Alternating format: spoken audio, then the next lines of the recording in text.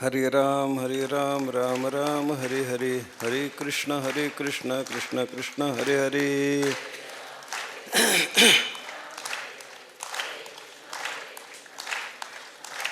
हरे राम राम हरे हरे, हरे कृष्ण कृष्ण कृष्ण हरे हरे।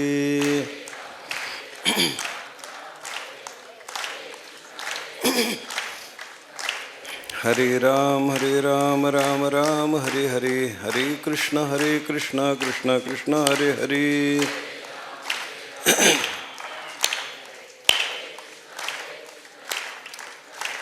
हरे राम राम हरे हरे, हरे कृष्ण कृष्ण कृष्ण हरे हरे।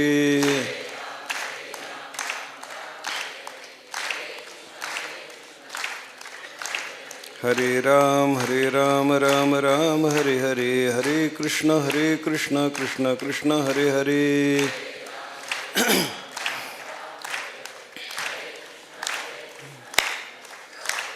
हरे राम राम हरे हरे, हरे कृष्ण कृष्ण हरे हरे।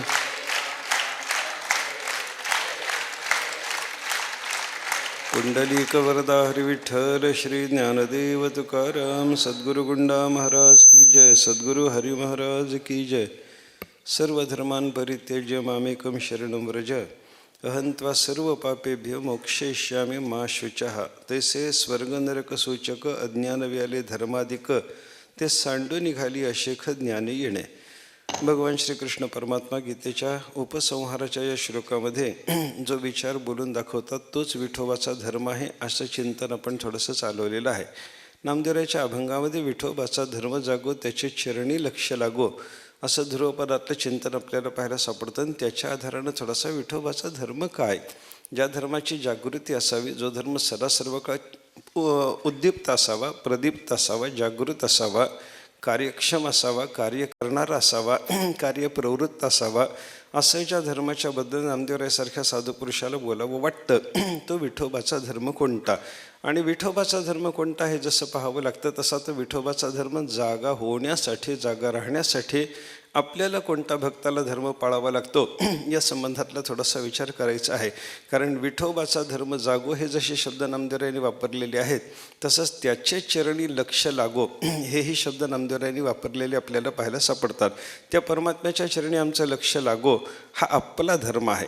आणि विठोबाचा धर्म जागो म्हणण्यातून कोणता धर्म विठोबाचा, विठोबा कोण, या संबंधातला थोडासा विचार करण्याचा काल आपण प्रयत्न केला। परमात्मा पंढरीनाथाचं जे काही वर्णन संत महात्म्यांनी केलेलं आहे, काल आपण 3 नावाचा देवाचा विचार थोडासा केला। विठोबा हे नाव कसं सिद्ध झालं ते काय अर्थ सांगणार आहे, विठ्ठल हे नाव कसं सिद्ध झालं ते काय अर्थ सांगणार आहे, आणि पांडुरंग हे नाव परमात्म्याचं कसं सिद्ध झालं आणि त्याच्यातून काय अर्थ व्यक्त होतो, आपल्याकरता उपयुक्त अर्थ कोणता आहे, या संबंधानं थोडंसं चिंतन केलं। वित्त म्हणजे ज्ञान, ठ म्हणजे शून्य, आणि अशा ज्ञानशून्य जीवांचा स्वीकार करतो असा तो देव असल्यामुळं त्याला विठ्ठल म्हणतात। हे विदा ज्ञानेन ठान शून्यान लाती गृह्णाती विठ्ठल हा या व्युत्पत्तीतून पांडुरंग महात्म्यामध्ये सांगितलेला आहे। असं विठ्ठल शब्दाचा अर्थ आपण पाहिलं। अलौकिक व्युत्पत्तीच्या दृष्टीनं जगद्गुरु तुकाराम महाराजांनी विठोबा शब्दाची व्युत्पत्ती आपल्याला सांगितली। विचा केला ठोबा म्हणून नाव तो विठोबा। वि म्हणजे पक्षी, पक्षामध्ये गरुड हा पक्षी विशेष रीतीने घेतला तर त्याचा ठोबा म्हणजे स्थान करून तो परमात्मा बसलेला असल्यामुळं गरुडासन तो परमात्मा आहे, यावरून त्याला विठोबा असं म्हणतात। असं एक आपण पाहिलं होतं। आणि वि शब्दाचा अर्थ निश्चय, निश्चयाचा ठोबा म्हणजे गठ्ठा, अशा पद्धतीचा अर्थ करून परमात्म्याच्या संबंधानं त्याच्या सत्यत्वाचा निश्चय करणं, त्याच्या चित्त्वाचा निश्चय करणं, त्याच्या आनंद रूपाचा निश्चय करणं, आणि सच्चिदानंद रूप असलेलं ते परमात्म तत्व म्हणजे मीच आहे, चिदानंद रूप शिवोहम शिवोहम, अशा पद्धतीच्या निश्चयापर्यंत जाऊन पोचणं हा निश्चयाचा गड्डा, निश्चयाचा गाभा, निश्चयाचा गठ्ठा, अशा अर्थाने विचा केला ठोबा हा अर्थसुद्धा आपल्याला थोडासा विचारात घेण्यासारखा आहे। वि म्हणजे गती, आणि त्या गतीला प्रतिबंध करणारा, ठ म्हणजे शून्य, ठ या शून्यवाचक असलेल्या शब्दाचं मराठीकरण म्हणून विठोबा शब्द जर आपण पाहिला, ठोबा शब्द जर आपण पाहिला तर वि म्हणजे गती, गतीला शून्य करणारा, गती थांबून टाकणारा तो परमात्मा, सगळ्याची गती तो थांबवतो। निर्माण झालेली ही पंचमहाभूतं अपंचीकृत सुषुप्त अवस्थेमध्ये असताना गतिशील होती, गतिमान होती. तेव्हा या गतिमान असणाऱ्या सगळ्याच्या सगळ्या भूतांना एकमेकात मिसळून परमेश्वरानं गतिशून्य करून टाकलं. म्हणून परमात्म्याला वैकुंठ असं म्हणतात. असं वैकुंठ शब्दाचं निर्वचन देताना एक महाभारतातला दाखला देऊन जगद्गुरू शंकराचार्याने आपल्याला सांगितलेलं आहे. मया संश्लेषिता भूमी अद्भिर्व्योमच वायुना वायुश्च तेजसा सार्धं वैकुंठत्वं ततो मम विविधा कुंठा नाम गतेः प्रतिहतेः विविधायाः कुंठायाः कर्ता विकुंठः वैकुंठः विविधायाः कुंठायाः कर्ता वैकुंठः अशी जगद्गुरू शंकराचार्यांनी वैकुंठ शब्दाची व्युत्पत्ती आपल्याला सांगितली. वेगळ्या वेगळ्या प्रकारची गतीला प्रतिहती निर्माण करणारा, गती थांबवणारा, गतीला अवरोध निर्माण करणारा हा परमात्मा आहे.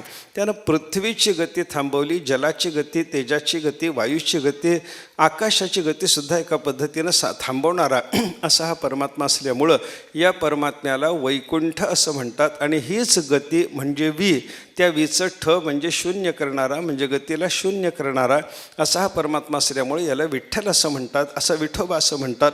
असा एक विठोबा शब्दाचा अर्थ आपण काल थोडासा पाहिला होता. मग त्यानं पंचमहाभूताची गती थांबवली. याच्याशी आपल्याला काही घेणं देणं जरी नसलं तरी आपल्या अंतःकरणाची गती थांबवणारा, अंतःकरणाची चंचलता थांबवणारा, अंतःकरणाचा विक्षेप दोष शांत करणारा, मनाचं चांचल्य निवृत्त करून त्या मनाला परमात्मा केंद्री बनवणारा असा हा परमात्मा असल्यामुळे याला विठोबा असं म्हणायचं आहे. असा एक विठोबा शब्दाचा अर्थ आपण पाहिला. आणि वी शब्दातून पालन हा अर्थ येतो. तेव्हा पालन करणारा, पालनाचा गड्डा, पालनाचा गाभा म्हणून त्या परमात्म्याला विठोबा असं म्हणतात. सगळ्या जगताचं पालनपोषण करण्याचं काम जर कोणी करत असेल तर तो परमात्मा करतो. अगदी ब्रह्मांडात असणाऱ्या अनंत कोटी जीवाचं अन्नदान करून किंवा बाकीच्या दृष्टीनं सुद्धा त्याचं रक्षण करणं, पालन करणं हे काम करणारा परमात्मा असल्यामुळं परमात्म्याला वीचा म्हणजे पालनाचा, ठोबा म्हणजे गड्डा, सगळ्याचं पालन करणारा अशा अर्थानं विठोबा असं नाव परमात्म्याला प्राप्त झालेलं आहे. असं एक अलौकिक व्युत्पत्तीच्या दृष्टीनं जगद्गुरू तुकाराम महाराजांनी आपल्याला विठोबा शब्दाची व्युत्पत्ती सांगितली. ती आपण थोडासा पाहण्याचा काल प्रयत्न केला. आणि पांडुरंग शब्दातून पांडुः अंगम यस्य अशा पद्धतीनं तो पांडुरंग शब्द जर सोडवला तर ज्याचं अंग पांढरट कांतीचं आहे. पांडू शब्दाचा अर्थ आपण केवड्याच्या कणसामध्ये असलेली जी धुली असते ना, तिचा रंग जसा पिवळा आणि काळा याने संमिश्र झालेला अशा पद्धतीचा आपल्याला पाहायला सापडतो. तशा कांतीचा परमात्मा पंढरीनाथ आहे. मग याची पांढरट कांती कशामुळे झाली? भक्तांनी त्याची वेगळी वेगळी कारणं सांगितलेली पाहायला सापडतात. पंचामृताचा अभिषेक होत असताना दुधादह्याने लिप्त झालेला तो परमात्मा आपल्याला पांढरट कांतीचा दिसतो. ठीक आहे. दुसरं कारण असं सांगितलं की बाबा भक्ताची चिंता वाहून हा परमात्मा पांढरट कांतीचा झालेला आहे. अशी त्या परमात्म्याची भक्त चिंता वहनाची जी स्थिती आपल्याला पाहायला सापडते.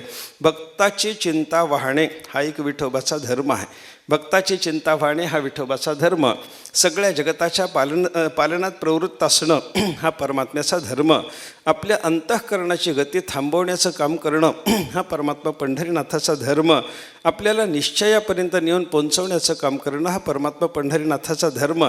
असा अर्थ आपण थोडासा विठोबा शब्दातून, पांडुरंग शब्दातून, विठ्ठल शब्दातून आपण पाहण्याचा प्रयत्न केला. ज्ञानहीन जीवाचा स्वीकार करणे हा विठोबाचा धर्म. विठ्ठल शब्दातून तो अर्थ आपल्याला प्राप्त झाला. विठोबाचा धर्म काय? ज्ञानहीनांचा स्वीकार करणे. कारण पुंडलिकानं तसं वरदानच मागून घेतलं, तुझ्या दर्शनाला जे कोणी येतील त्यांना दर्शन हेळा मात्रे तया होय मुक्ती. क्षणभर तुझं दर्शन ज्याने घेतलं त्याला मोक्ष प्राप्त झाला पाहिजे. मोक्षाच्या प्राप्तीकरता त्याच्याकडे ज्ञान आहे की नाही हा विचार देवाला करायचं कारण नाही. परमात्मा पंढरीनाथाच्या दर्शनाकरता पंढरपूरला आला की त्याला मोक्ष प्राप्त झालाच पाहिजे. हे वरदानच पुंडलिकानं मागून घेतलेलं आहे.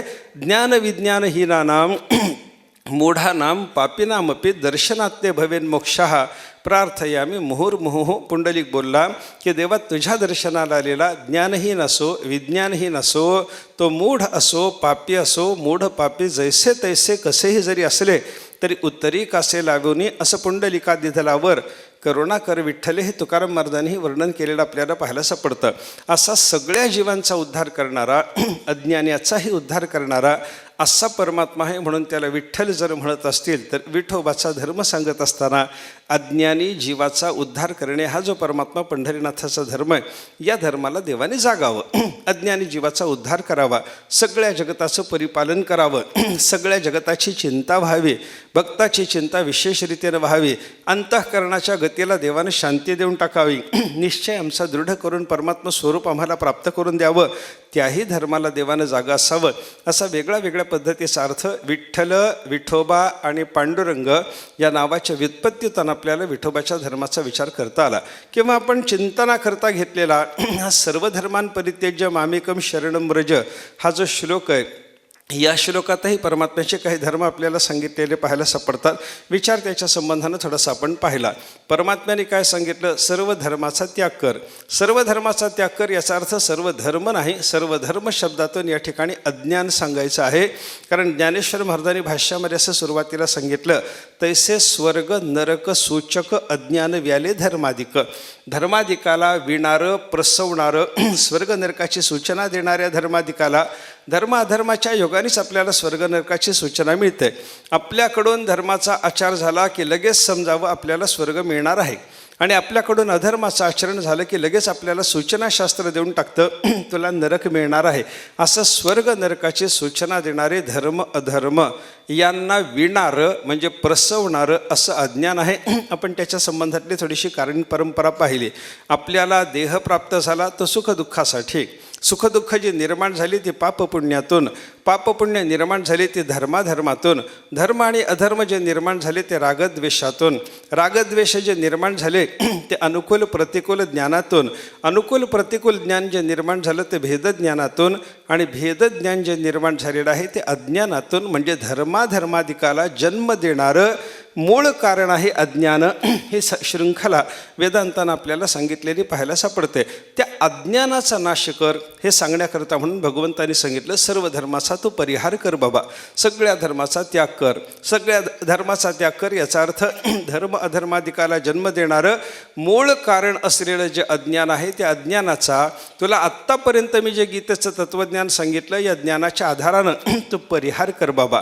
याच्यातून सांगायचं काय आहे? याच्यातून आपण जर विचार केला, विठोबाच्या धर्माचा जर विचार केला तर सगळ्या धर्म अधर्माला जन्म देणारं जे अज्ञान, त्या अज्ञानाचा निराश देवाने आमच्याकरता करून द्यावा.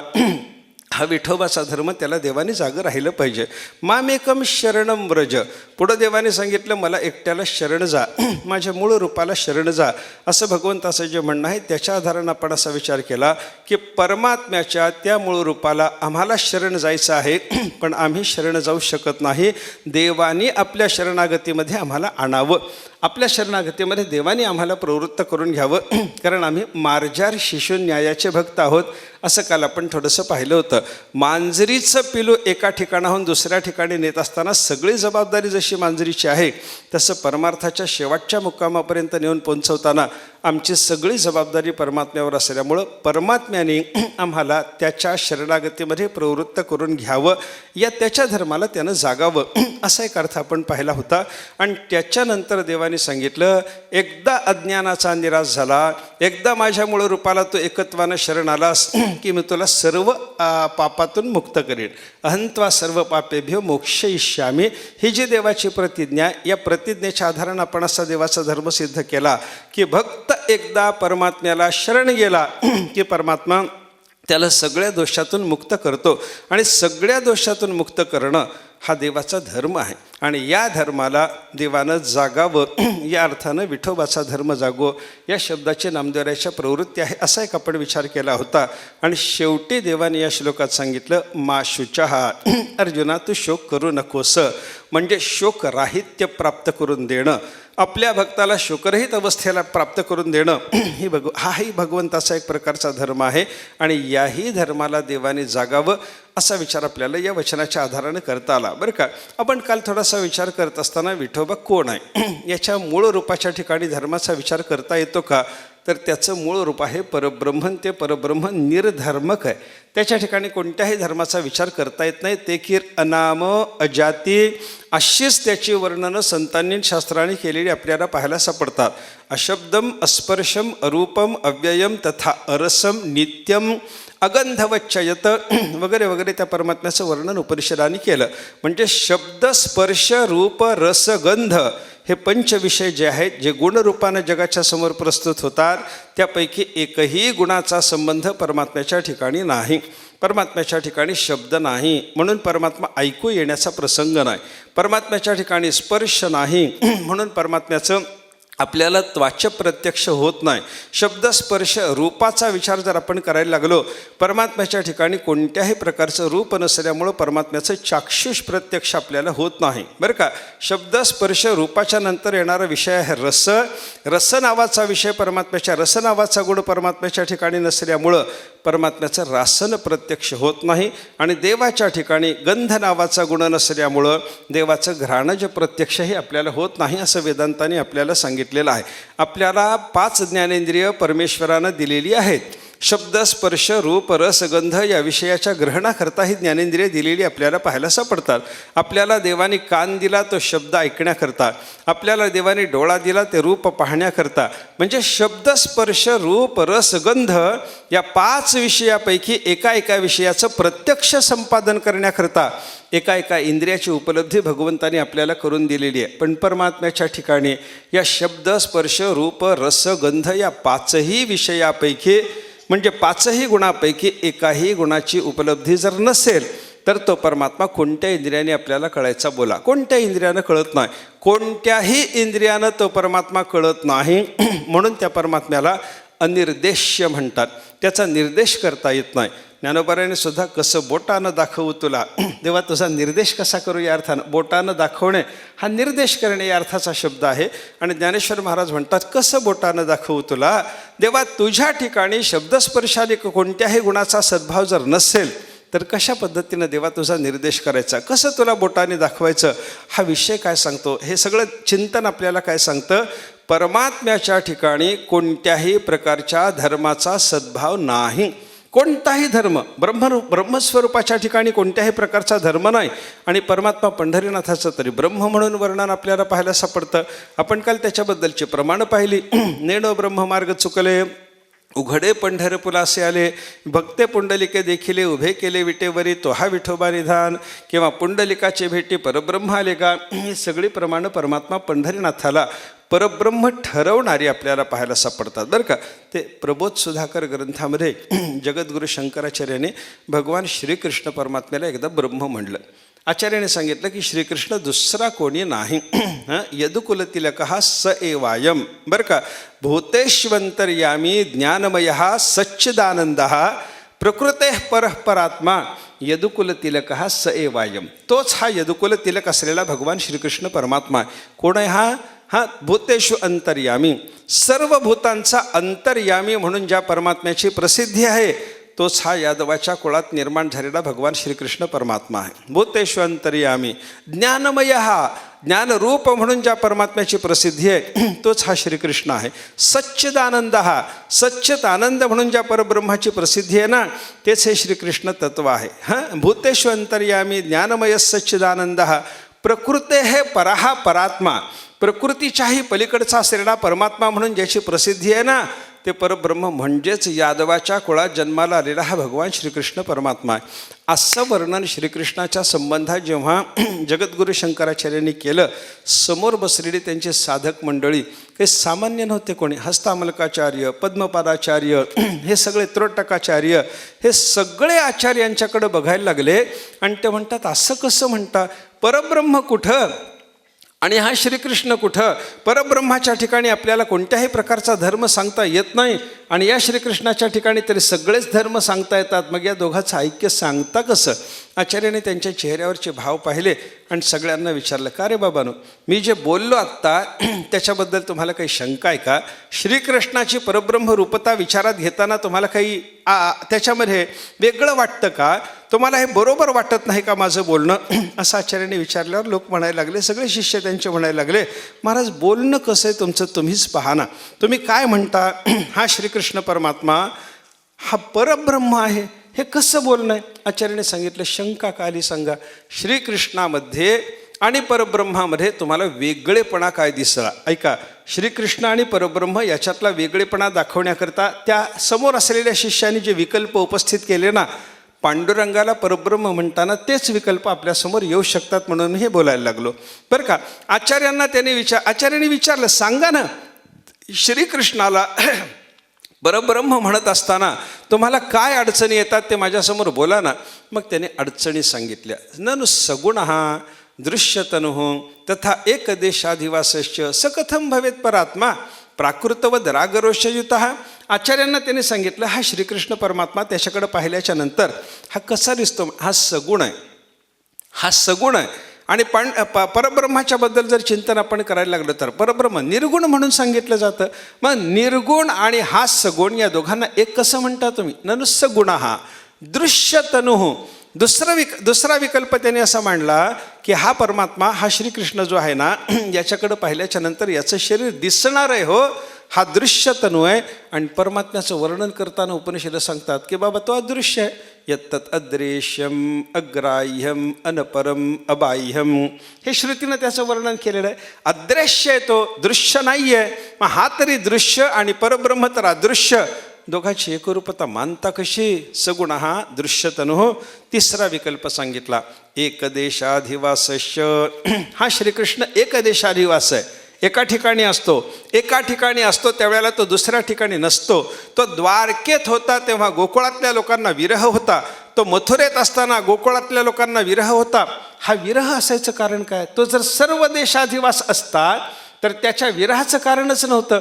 म्हणजे हा श्रीकृष्ण परमात्मा एकदेशी आहे, परब्रह्म मात्र सर्वव्यापक आहे. मग सर्वव्यापक परब्रह्म, एकदेशी असणारा कृष्ण, या दोघांचं ऐक्य सांगता कसं? आणि शेवटचा विकल्प सांगितला, प्राकृतवद रागरोषयुतः. सामान्य जीवाप्रमाणे, प्रकृतीयुक्त असलेल्या जीवाप्रमाणे, त्रिगुणाच्या मर्यादेत सापडलेल्या जीवाच्या प्रमाणे या कृष्णाच्या ठिकाणी रागरोष दिसतात. हा कधी कोणावर प्रेमही करताना दिसतो, हा कधी कोणावर रागावतानाही दिसतो. आणि परब्रह्माचा विचार जर केला तर न मे द्वेष्योस्ति न प्रियः समोहम सर्वभूतेषु.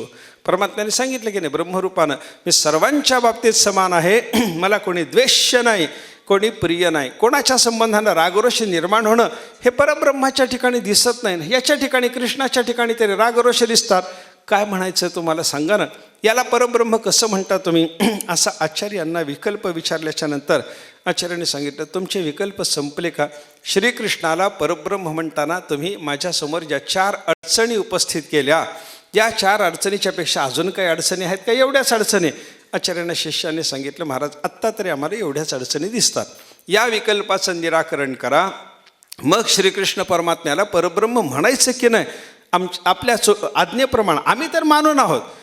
आपण आम्हाला सांगता आहात की श्रीकृष्ण परब्रह्म, आम्ही शिष्य आहोत, गुरुनी सांगितलेला शब्द, गुरुची मान्यता ती आमची मान्यता, याच्यात वाद नाही. गुरुनी सांगितलेला शब्द आमच्याकरता प्रमाण आहे.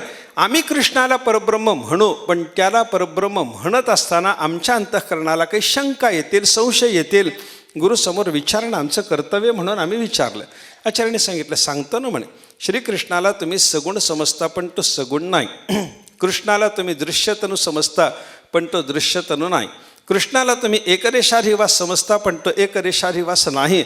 आणि कृष्णाला तुम्ही रागरोषयुक्त समजता, तो रागरोषयुक्तही नाही. मग त्याला परब्रह्म म्हणायला काय अडचण? आचार्यांच्या शिष्याने सांगितलं, महाराज या 4 विकल्पाचं निराकरण जर तुम्ही कृष्ण चरित्राच्या आधारानं करून दिलं, आम्ही मान्य करू की बाबा श्रीकृष्ण परब्रह्म आहे. कसं कसं आहे सांगा आता? श्रीकृष्ण तर आम्हाला सगुण दिसतो, त्याच्या ठिकाणी गुणाचा संबंध दिसतो, तो सगुण नाही असं कसं म्हणता सांगा? आचार्याने सांगितलं, एक उदाहरण सांगतो म्हणे तुम्हाला त्याच्याकरता. आचार्याने सांगितलं, हे लक्षात घ्या, कृष्ण चरित्रामध्ये भगवंताने एका दिवशी खोडी केली म्हणून देवाला यशोदा मातेनं उखळाला बांधायचं ठरवलं. हे चरित्र माहिती आहे तुम्हाला? माहिती म्हणे, सगळ्या लोकांनी सांगितलं माहिती आहे. कृष्णाला उखळाला बांधायचं यशोदेनं ठरवलं. ते यशोदेनं उखळाला देवाला बांधावं असं ठरवल्याच्या नंतर उखळासमोर कृष्णाला उभं केलं. एक दोर घेतला. गवळ्याच्या घरात दोराला काय कमी? जनावरांना बांधायला, गाईला बांधायला जी दावी लागतात त्याच्यातलं एक दावं यशोदेनं उचललं. एक दावं उचललं आणि यशोदा माता ते दावं देवाच्या पोटासमोरून धरून उखळाच्या मागून आणून समोर गाठ द्यावी या भावनेनं गाठ मारायला गेली तर ते दोर कमी पडला. तदपि द्व्यंगुलम न्यूनम, 2 बोट दोर कमी पडला. भागवतात शब्द येतात 2 बोट दोर कमी पडला. आता 2 बोट दोर कमी पडल्यावर यशोदेनं दुसरा दोर घेतला, त्या पहिल्या दोराला जोडला आणि परत बांधायचा प्रयत्न केला. तर पहिला एक दोर असताना 2 बोट जे दावं कमी पडत होतं गाठ द्यायला, 2 दावी एका ठिकाणी आल्याच्या नंतर सुद्धा तदपि द्व्यंगुलम न्यूनम, पुन्हा 2च बोट कमी दिसायला लागलं. तिसरं दावं, चौथं दावं, अशी अनेक दावी तिने यशोदा मातेने एकाला एक जोडून बांधण्याचा प्रयत्न केला कृष्णाला. प्रत्येक वेळेला 2च बोट दावं कमी दिसत होतं. आचार्यांनी एवढंच चरित्र सांगितलं. तुम्हाला हे चरित्र माहिती आहे का म्हणून विचारलं आणि सगळ्या लोकांना सांगितलं. आचार्य म्हणतात तो दाव्याने बांधला गेला का? दाव्याने बांधता येतो का? त्याला बांधता येतं का? यशोदेच्या हातानं तो यशोदेच्या प्रेमापोटी शेवटी बंधन करून घेतो, तो भाग वेगळा. पण बराच वेळपर्यंत यशोदेला त्यानं बांधू दिलं का? नाही. यशोदेला त्याला बांधणं शक्य झालं का? नाही. दावं घेऊन यशोदा माता त्याला बांधण्याचा प्रयत्न करते तेव्हा तो दाव्याने बद्ध होतो का? होत नाही. आचार्याने सांगितलं संस्कृतात दोराला गुण म्हणतात. संस्कृतात दोराचं नाव गुण आहे आणि त्या गुणाने युक्त करून देवाला बांधायचं ठरवलं होतं तेव्हा दोराने देव बांधला गेला नाही. म्हणजे गुण म्हणून प्रसिद्ध असलेल्या दोराने तो सहित झाला नाही म्हणून तो सगुण नाही. सगुण नाही, सगुण नाही म्हणजेच तो निर्गुण आहे असा त्याचा अर्थ झाला. किंवा त्रिगुणाच्या मर्यादेत सापडणारी जर वस्तू असती तर ती वस्तू दोराने बांधता आली असते. पण त्रिगुणाच्या मर्यादेच्या पलीकडं परमात्मा असल्यामुळे त्याला दोरानं बंधन झालं नाही. झालं सगुणत्वाचं निरसन झालं.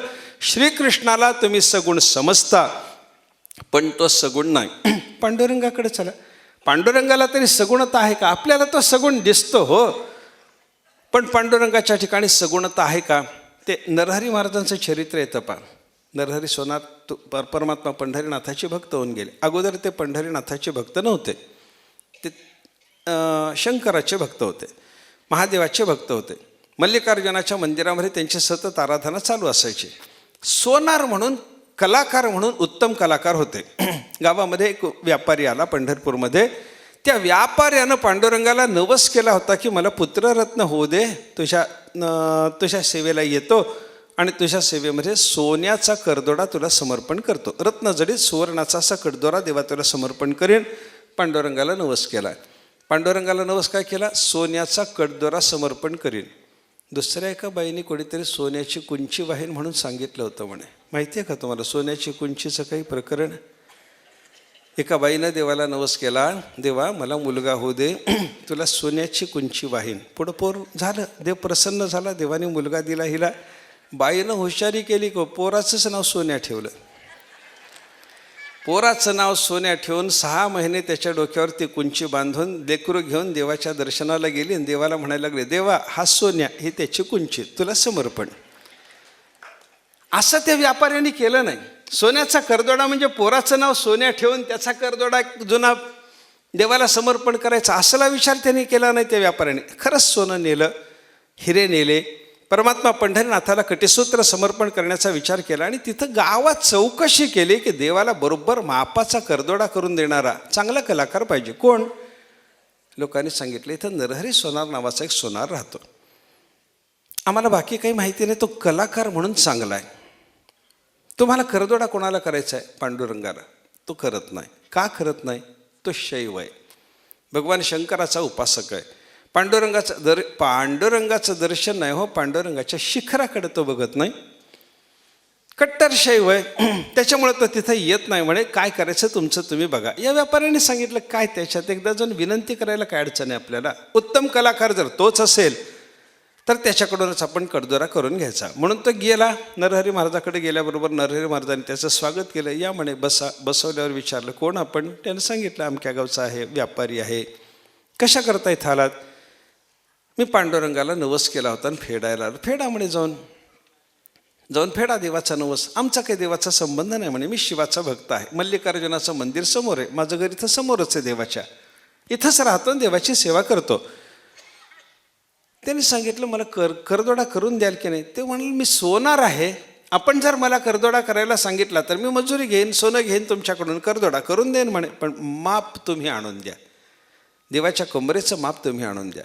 व्यापाऱ्याने सांगितलं ठीक आहे. त्यांनी माप आणलं. तो दोरा लावला देवाच्या कमरेला. बरोबर ते टेप वगैरे नसेल त्या काळात, म्हणून दोरा लावला देवाच्या कमरेला आणि ते आणून दिलं. हे एवढं माप आहे. या मापाचा कडदोरा मला करून द्या. त्यांनी कडदोरा बरोबर त्या मापाचा करून दिला. त्या व्यापाऱ्याच्या समोर दोऱ्याला तो कडदोरा लावून दाखवला. त्याच्या हातात दिला आणि सांगितलं घेऊन जा. व्यापाऱ्याने कडदोरा नेला. पांडुरंगाची महापूजा केली आणि अलंकार समर्पण करताना देवाला तो कडदोरा समर्पण करायचा. तर तो कडदोरा असा कमरेला बसेच ना, तो गळूनच पडायला लागला. म्हणजे मोठा झाला म्हणून व्यापाऱ्याने परत नरहरी सोनाराकडे आणला आणि सांगितलं थोडासा मोठा होतो हो, थोडासा लहान करून द्या. त्यांनी लहान करून दिला. लहान केल्याला तो लहानच व्हायला लागला. तो बसेच ना. लहान केला की लहान व्हायचा, मोठा केला की मोठा व्हायचा. कमरेला काही तो कडदोरा बसेच ना. अशी अवस्था जेव्हा झाली तेव्हा त्या व्यापाऱ्यांनी कंटाळून सांगितलं नरहरी महाराजांना बाबा चला ना मंदिरात तुम्ही. बरं तुम्हाला जर देवाचं मुख पाहायचं नसेल तर मी एक काम करतो म्हणे, तुमचे डोळे बांधतो, तुम्हाला तिथपर्यंत नेतो. तुम्ही फक्त माप घ्यायचं काम करा ना. बघू नका ना आमच्या देवाला, भजू नका ना त्याला. नरहरी महाराजांनी सांगितलं ठीक आहे बाबा, तुमचं काम करून द्यायचं, स्वीकारले काम करावं लागेल. म्हणून मला मंदिरात त्या देवाच्या यावं लागेल. पण मी देव पाहणार नाही. माझ्या डोळ्यावर पट्टी बांधून मला घेऊन जा. नरहरी महाराजाच्या डोळ्यावर त्यानं पट्टी बांधली. त्या व्यापाऱ्यानं हाताला धरून त्यांना मंदिरात नेलं. पांडुरंगाच्या मूर्तीसमोर उभं केलं आणि सांगितलं इथं हात त्यांच्या देवाच्या कमरेला लावले. सांगितलं ही देवाची कंबर आहे, आपण माप घ्या. नरहरी महाराज जेव्हा माप घ्यायला गेले तेव्हा देव, पांडुरंग, मूर्ती, कंबर असं काहीतरी हाताला लागण्याच्या ऐवजी त्यांना शिवलिंगच हाताला लागायला लागलं. त्यांनी विचार केला काय या व्यापाऱ्याने मला फसवलं तर नाही. पांडुरंगाचं माप घ्यायला म्हणून मला शिवमंदिरात तर याने आणलं नाही. असा विचार करून डोळ्यावरची पट्टी थोडी बाजूला केली. लगेच पांडुरंगाचं रूप दिसल्यावर त्याने पट्टी चटकन डोळ्यावर चढवली आणि पुन्हा चाचपडून बघायचा प्रयत्न केला तर शिवलिंग. मग क्षणात लक्षात आलं की बाबा हरिहरात्मक अशा पद्धतीचा हा देव आहे. हरिहरा भेद नाही नये करू वाद, एक एकाचे हृदयी गोडी साखरेच्या ठाई. हे जे हरिहराच्या ऐक्याचं वर्णन संतांनी केलेलं आहे, हे ऐक्य दाखवणार आहे देव. हा देव आहे. ही देवाची मूर्ती हरिहरात्मक आहे. मी आत्तापर्यंत शिवाचा भक्त जरी असलो तरी याच्या पुढं शिवाचं रूपही ज्या देवाने आपल्या स्वरूपामध्ये दाखवलेलं आहे त्या देवाची आता मी याच्या पुढं उपासना करणार. म्हणून ते विठ्ठलाचे भक्त झाले. नरहरी महाराजाच्या जीवनातली कथा आहे. मी कशाकरता सांगितली. हा पांडुरंग सगुण नाही. याच्याकरता मापाचा केलेला कडदोरा कधी लहानही पडतो कधी मोठाही होतो. हे कधी होतं. तो देव सगुण नाही म्हणून हे होतं. त्यानं कटीसूत्र बांधून घेतलंच नाही बराच वेळपर्यंत. याचा अर्थ तो सगुण झाला नाही. दृश्यतनो जगद्गुरू शंकराचार्यासमोरचा दुसरा विकल्प शिष्यांचा होता. हा श्रीकृष्ण परमात्मा दिसणारा आहे. आचार्याने सांगितलं कृष्णाला दिसणारा समजता कसं तुम्ही. हा दिसतो, सगळ्यांना दिसतो का हो. सगळ्यांना दिसत नाही. ज्याचं पुण्य आहे, ज्याची भक्ती आहे, ज्याचं ज्ञान आहे त्याला परमात्मा परब्रह्माला तुम्ही अदृश्य का म्हणता. ते दिसतच नाही म्हणून अदृश्य म्हणता का ज्ञान दृष्टी वाचून दिसत नाही म्हणून अदृश्य म्हणता. चर्मदृष्टीला अदृश्य आहे परब्रह्म. ज्ञानेश्वर महाराजांनी वर्णन केले पाहिजे. अतिंद्रिय म्हणून व्यवस्थिले केवळ ज्ञानदृष्टीची या भागा फिटले. ते परब्रह्म स्वरूप कसं आहे. अतिंद्रिय इंद्रियाच्या पलीकडचं आहे तर ग्रहण कसं होणार. ज्ञानदृष्टीची या भागा फिटले. ज्ञानदृष्टीलाच ते गोचर होतं. ज्ञानाच्या दृष्टी वाचून परमात्मा दिसतच नाही. म्हणून ज्ञानाचा डोळा ज्याला प्राप्त झाला त्यालाच डोळस म्हणावं हे ज्ञानेश्वर महाराजांनी सांगितलं. ज्ञानाचा डोळा डोळसा माझी डोळसुतो वीरेशा. हे स्तुतीनो हे बहुवसा भाग्याचा तो. ज्ञानाचा डोळा ज्याला प्राप्त झाला तो डोळसामध्ये श्रेष्ठ आहे. ज्ञानाचा डोळा डोळसा माझी ज्ञानाचा डोळा ज्याला प्राप्त झाला तो डोळस आहे हे ज्ञानेश्वर महाराजांचं बोलणं जर आपण ऐकलं तर ही ज्ञानाची दृष्टी ज्याला प्राप्त झाली त्याला परब्रह्म दिसतं. तो डोळस असल्यामुळं त्याला परब्रह्म दिसतं. आणि ज्ञानाची दृष्टी नसेल त्याला परब्रह्म दिसत नाही. म्हणजे परब्रह्माची अदृश्यता कशी आहे? सामान्याच्या दृष्टीला दिसत नाही म्हणून अदृश्य, विशेष दृष्टीला तर तेही दिसणार आहे. तसं श्रीकृष्णाकडे बघा, श्रीकृष्णसुद्धा सामान्य दृष्टीला दिसत नाही, विशेष भक्तियुक्त दृष्टी घ्यावी तेव्हा तो दिसतो. नाहीतर दिसतो का श्रीकृष्ण? बघा ना तुम्ही. अहो, श्रीकृष्ण परमात्म्याचं विश्वरूप अर्जुनाला देव दाखवत असताना तरी सुरुवातीला दिसलं का? काही दिसलं नाही, काही दिसलं नाही. मग अर्जुनानं देवाला सांगितलं, देवा हे काय चाललंय तुमचं? आंधळ्यापुढं नाच करावा हे योग्य नाही. मला ज्ञानाची दृष्टी, विश्वरूप पाहण्याकरता लागणारी दृष्टी न देता मला विश्वरूप ते मी दाखवायला लागला, हे बरोबर नाही. देवा मला दृष्टी द्या आणि मग विश्वरूप दाखवा. यद विश्वरूप दर्शन समये पार्थाय दत्तवान भगवान दिव्यम चक्षुः तस्मात् अदृश्यता युज्यते नृहरौ. आचार्यांची प्रबोध सुधाकरातली भाषाशी आहे. विश्वरूप दर्शनाच्या प्रसंगामध्ये भगवंताला अर्जुनाला दिव्य दृष्टी द्यावी लागली आणि मग ते रूप दिसलं. याचा अर्थ काय झाला? भगवंताचं श्रीकृष्ण रूपसुद्धा अदृश्य आहे. भक्तियुक्त दृष्टीलाच परमात्मा दिसतो, इतराच्या दृष्टीला, सामान्य दृष्टीला परमात्मा दिसत नाही. एक कथा आहे, ते पहा. एक कथा म्हणजे एक चरित्र. एक 100-150 वर्षापूर्वी घडलेली घटना आहे उत्तरेमध्ये.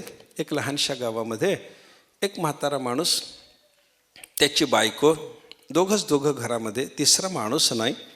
आणि या दोघांनी काहीतरी मोलमजुरी करावी, त्याच्यावर यांची उपजीविका चालायची. दोघंही मोलमजुरीला रानात जायचे, संध्याकाळी घरी यायचे, स्वयंपाक व्हायचा, जेवण व्हायचं. जेवण झाल्याच्या नंतर या दोघांनी नामस्मरण करायचं. थोडं भगवंताची भक्ती होती अंतःकरणामध्ये, देवाचं नामस्मरण करायचं आणि मग विश्रांती घ्यायची. हा क्रम रोजचा. एका दिवशी त्यांच्याकडे एक भगवत भक्ताचं आगमन झालं. त्या भगवत भक्ताने संध्याकाळी जेवण करून झोपायच्या आधी हे दोघं नवरा बायको बसून देवाचं नामस्मरण करीत बसलेले पाहिलं आणि त्यांनी विचारलं, तुम्ही नामस्मरण करता? हो म्हणे. रोज करता? हो म्हणे. नामस्मरणाच्याबद्दल नियम असा एक सांगितला जातो की हे आपण जे काही जप नामस्मरण करतो ते मोजून ठेवावं. तुम्ही मोजून करत नाही? नाही म्हणे. थोडंसं मोजत चला. माझी तुम्हाला सूचना आहे की तुम्ही मोजत चला, असं त्या वैष्णवानं सांगितलं. त्या सज्जनाने सांगितल्यावर नवरा बायकोने सांगितलं, ठीक आहे उद्यापासून मोजून करू म्हणे. आता मोजायचं म्हणजे त्याच्याकरता माळ घ्यावी, इतक्या माळा जप झाला हे म्हणत बसावं हे त्यांना माहिती नव्हतं. म्हणून त्यांनी मोजायकरता काय करावं, स्वतःसमोर थोडंसं धान्य घ्यायचं आणि एक देवाचं नाम घेत एक धान्याचा कण असं बाजूला करायचा. गहू वगैरे घेतले की एकदा रामकृष्ण हरी रामकृष्ण हरी मणी जसा ओढावा तशा पद्धतीनं त्यांनी धान्याचा कण ओढायला सुरुवात केली. धान्याचा कण ओढून झोप आली की आपल्याकडून किती नामस्मरण झालं याची संख्या असावी, याच्याकरता ते धान्य मोजायचं. वाटीभर, मग पावशेराच्या नंतर 1 शेर, असं होता होता त्यांच्याकडून 5-5 शेर भजन व्हायला लागलं. नवरा बायकोत होड लागायची. मी आता आज किती, तुझं किती झालं? माझं 5 शेर, माझं 4 शेर, उद्या मी 5 शेर करीन. असं करता करता 5-5 शेर हे भजन करायला लागले. बरं का. पुढं काय झालं, या म्हाताऱ्याला भगवान श्रीकृष्ण परमात्म्याने दृष्टांत देऊन असं सांगितलं की बाबा तुमच्या गावाच्या बाजूला मी आलो आहे गाई राखत आणि मला थंडी वाजते, एखादी घोंगडं मिळालं तर बरं होतं. म्हातारा झोपेतून उठला आणि घोंगडं रानात टाकून आला. जिथं देवाचं दर्शन झालं होतं तिथं घोंगडं टाकून आला. गावातल्या लोकांना वाटलं म्हाताऱ्याची बुद्धी चळली, साठी बुद्धी नाठी झालं, वेड लागलं याला. अरे कुठं गावाच्या बाहेर देव येतो आणि ह्याला म्हणतो की बाबा मला घोंगडं आणून दे, यानं नेऊन द्यावं. याला तर दिसत होतं मी देवाच्या अंगावर घोंगडं टाकलं, लोकांना ते दिसत नव्हतं, याचं भजन होतं. पुढं एकदा असं झालं, गावातला एक बैल देवाला सोडलेला, तो त्याला काय वळू म्हणतात ना, वळू पोळ काय म्हणायचं ते म्हणा, तो वळू उन्मत्त झाला. गावात कोणाला आटोपेना, त्याच्या पाठीमागे लोक लागले त्याला पकडाय करता आणि गल्लीतून तो वळू धावायला लागला. हा म्हातारा ज्या घरात राहत होता तो आपल्या घराकडं निघालेला, संध्याकाळची वेळ झालेली, आपल्या घराकडं निघालेला आणि रस्त्यामध्ये हा वळू त्याच्या दिशेनं वेगानं धावत असताना गावातल्या लोकांनी ओरडून सांगितलं, बाबा बाजूला व्हा, हा वळू माजलाय, उन्मत्त होऊन धावतोय, अंगावर येईल, तुम्हाला इजा होण्याची शक्यता आहे, बाजूला. पण म्हातारा ठार बहिरा होता, कानाला त्याच्या ऐकू येत नव्हतं. त्याच्यामुळे लोकांनी गदारोळ केला तरी त्याला ऐकू गेलं नाही. पण गंमत काय झाली, बैल त्या म्हाताऱ्याच्या जवळ गेला आणि एकदम उलट दिशेनं धावायला लागला. गावातल्या लोकांनी थोड्या वेळाने तो बैल आकळला, त्याला बांधून टाकलं. बांधून टाकणं झाल्याच्या नंतर म्हाताऱ्याच्या घरी आले. घरी आल्यानंतर त्याला विचारलं, बाबा बैल तुमच्या अंगावर येत होता, आम्ही सगळेजण ओरडत होतो, तुम्ही बाजूला झाला नाहीत. म्हाताऱ्याने सांगितलं, काय करू म्हणे, ऐकूच येत नाही, काय करणार. तुम्ही ओरडून मला सावध करण्याचा प्रयत्न केला, मला ऐकू आलं नाही म्हणून मी बाजूला होत नव्हतं. पण बाबा बैल तुमच्याजवळ आला आणि एकदम उलट्या दिशेला धावायला लागला, हे कसं काय झालं? तुम्हाला तर ऐकू आलं नाही, तुम्ही तर समोर तोंड करून चालत होता, मागं वळून तुमचं पाहणंही झालं नव्हतं त्या बैलाच्याकडं. अशा अवस्थेत अचानक बैल तुमच्याजवळ आल्या आल्या वळतो आणि विरुद्ध दिशेनं धावायला लागतो, हे कसं काय घडलं?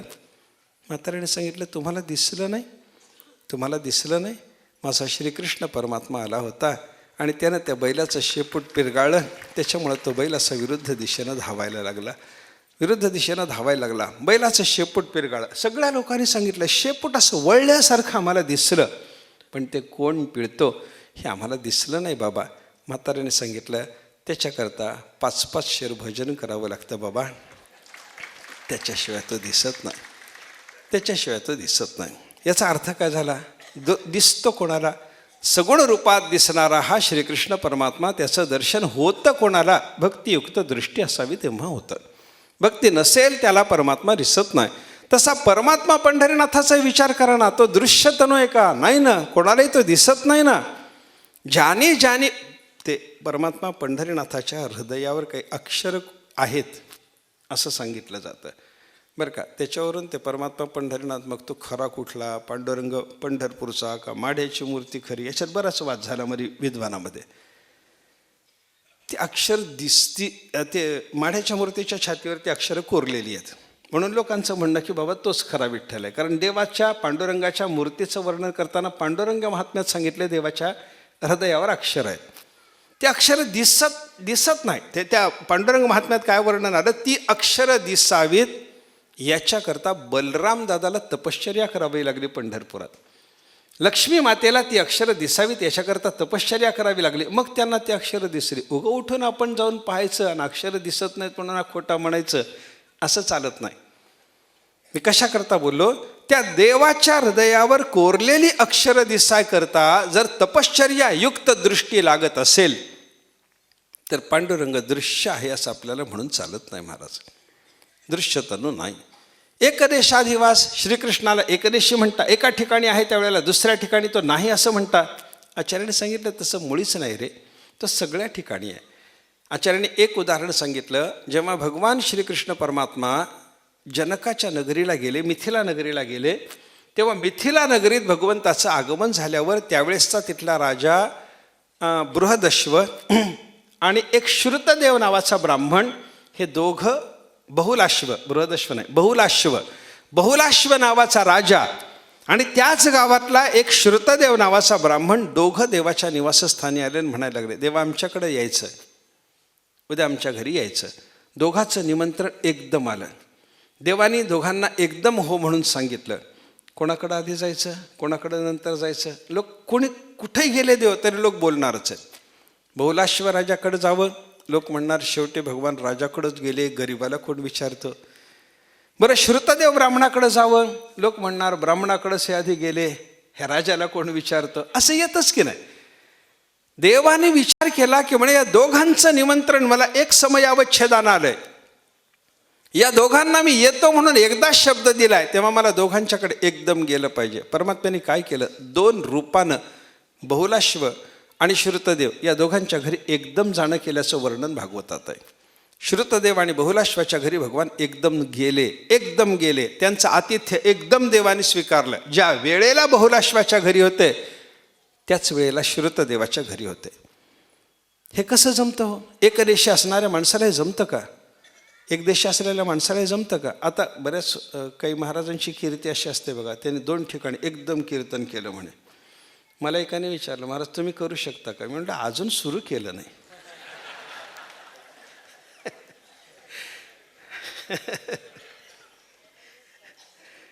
हे सामान्याला जमत नाही ना. एकदाच 2 ठिकाणी जाणं सामान्याला जमायचं नाही ना. श्रीकृष्णाला हे जमलं. नारदाची एक कथा सांगतात बघा. एकदा नारदाच्या मनामध्ये म्हणे लग्न करायची इच्छा झाली. लग्न करावं वाटलं. लग्न करायचं तर आता काय करा, कोणाला मुलगी मागा, कोणालाच सांगा माझं लग्न करून दे.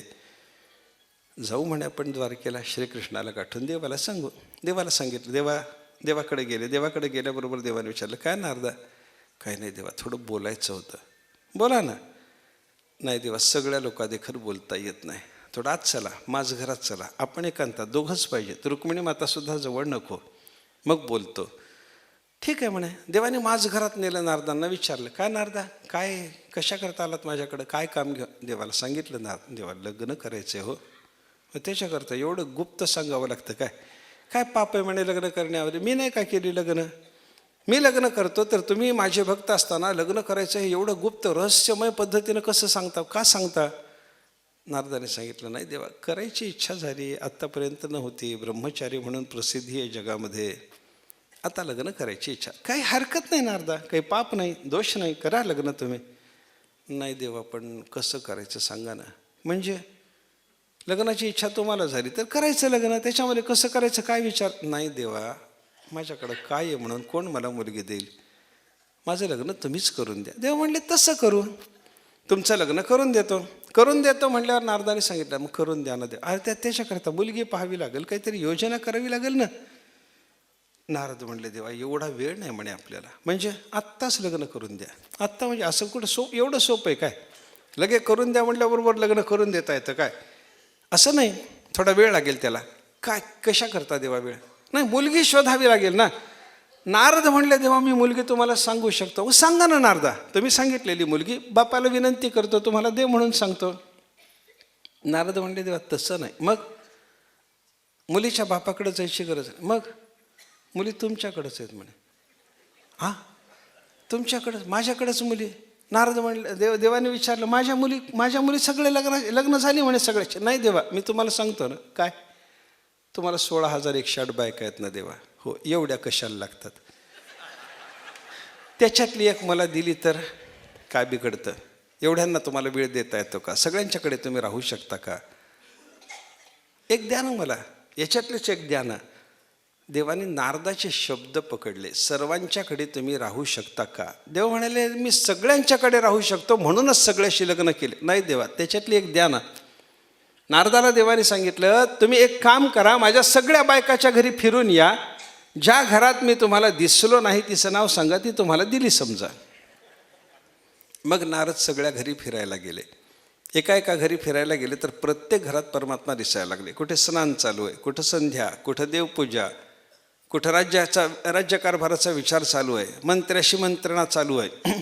प्रत्येक घरामध्ये काही ना काहीतरी कार्य करीत असलेले परमात्मा 16,108 घरातून नारद फिरून आले. तर प्रत्येक घरात देव दिसला.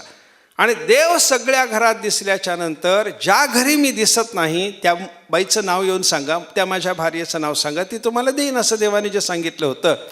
नारद परत आले, शांतपणानं देवाच्या पायावर डोकं ठेवलं. देवाने विचारलं, नारदा एखादं नाव माझ्या बायकोचं जिच्या घरात मी नाही असं एखादं नाव सुचवता का, सांगता का, पाहिलं का असं घर एखादं?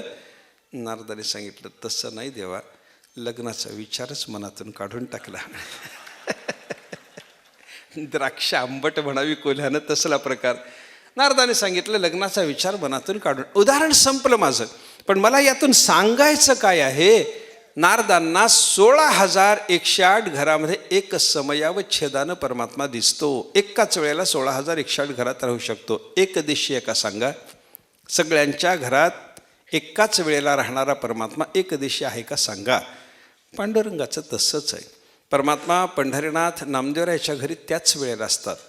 परमात्मा पंढरीनाथ विटेवर त्याच वेळेला असतात. परमात्मा पंढरीनाथ ज्ञानेश्वर महाराजांची वारी करायला आळंदीला गेलेले असतात. आणि परमात्मा पंढरीनाथाच्या दर्शनाकरता पंढरपूरला जर कोणी गेला तर तिथंसुद्धा ते विराजमान विटेवर असतातच असतात. याचा अर्थ काय झाला? सर्वत्र सदा सर्व काळ असणारा तो परमात्मा एकदेशी म्हणून चालत नाही. तो सगुण नाही, तो दृश्यतनु नाही, तो एकदेशाधिवास नाही आणि प्राकृत जीवाप्रमाणे रागरोषयुक्तही नाही. एखाद्याच्या संबंधानं भगवंतानी प्रेम व्यक्त, अर्जुन पाहिला तर देवाचं प्रेम आहे आणि कंस पाहिला तर परमात्म्याचा रोष आहे असं आपल्याला दिसतं. पण ज्ञानोबारांनी केलेलं वर्णन ऐका आणि मग याला रागरोष म्हणायचं का बघा. रागरोषाचा परिणाम वेगळा वेगळा असतो की नाही. ज्याच्याविषयी आपल्याला प्रेम आहे ते प्रेमाचा परिणाम वेगळा असतो आणि ज्याच्यावर आपण रोष व्यक्त करतो, क्रोध व्यक्त करतो, त्याच्यावर होणारा परिणाम वेगळा असतो. पण परमात्म्याने प्रेम केलं तरी मोक्ष देतो आणि रोष केला तरी मोक्ष देतो. ज्ञानोबा वर्णन करतात, श्रीकृष्ण कोपनी जासी मारी, तो पावे परब्रह्म साक्षात्कारी. मा कृपेने बोध करी तो कैशापरी नपवेल. कृपेनं भगवंतानी बोध केल्याच्या नंतर त्याला ज्ञान होईल, मोक्ष प्राप्त होईल, नवल वाटायचं कारण नाही. यानं कोपनी जासी मारी असं केलं त्याला सुद्धा मोक्ष प्राप्त होतो. परब्रह्माचा साक्षात्कार त्याला होतो. म्हणजे कोपण्याचा परिणाम देवाच्या मोक्ष आणि देवाच्या प्रेम करण्याचा परिणामही जर मोक्ष असेल तर देवाच्या रागाला राग आणि रोषाला रोष म्हणून चालत नाही. मोक्षाचं साधन आहे ते. रागरोषयुक्त असं भगवंताला म्हणून चालत नाही. पांडुरंगाचं तसंच आहे. पांडुरंगाचा सुद्धा काही लोकांच्या बाबतीमध्ये क्रोध दिसतो आपल्या. पांडुरंग रूपात सुद्धा देवाचा पंढरी महात्म्यामध्ये, पांडुरंग महात्म्यामध्ये तशा कथा येतात. पंढरपूरच्या परिसरामध्ये एक त्रिदंष्ट्र नावाचा राक्षस राहत होता असं वर्णन आहे. पांडुरंग महात्म्यात असं वर्णन आलं. युगायुगात एक एक राक्षस एका मोठ्या दैत्याचा सहकारी होता. हिरण्यकश्यपूच्या सहाय्याला एकदंष्ट्र नावाचा राक्षस होता. हिरण्यकश्यपूच्या नंतर दुसरा रावण जेव्हा निर्माण झाला त्रेतायुगामध्ये, तेव्हा त्याच्या सहकार्याकरता निर्माण झालेला द्विदंष्ट्र राक्षस होता. तो एकदंष्ट्रच रावणाच्या मदतीला जेव्हा आला तेव्हा तो द्विदंष्ट्र रूपात आला.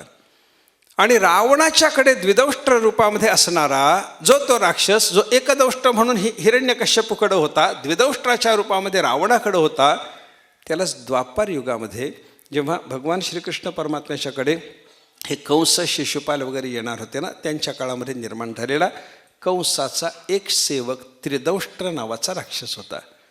या त्रिदंष्ट्राचा कंसाच्या नाशानंतर देवाने लगेच नाश केला नव्हता.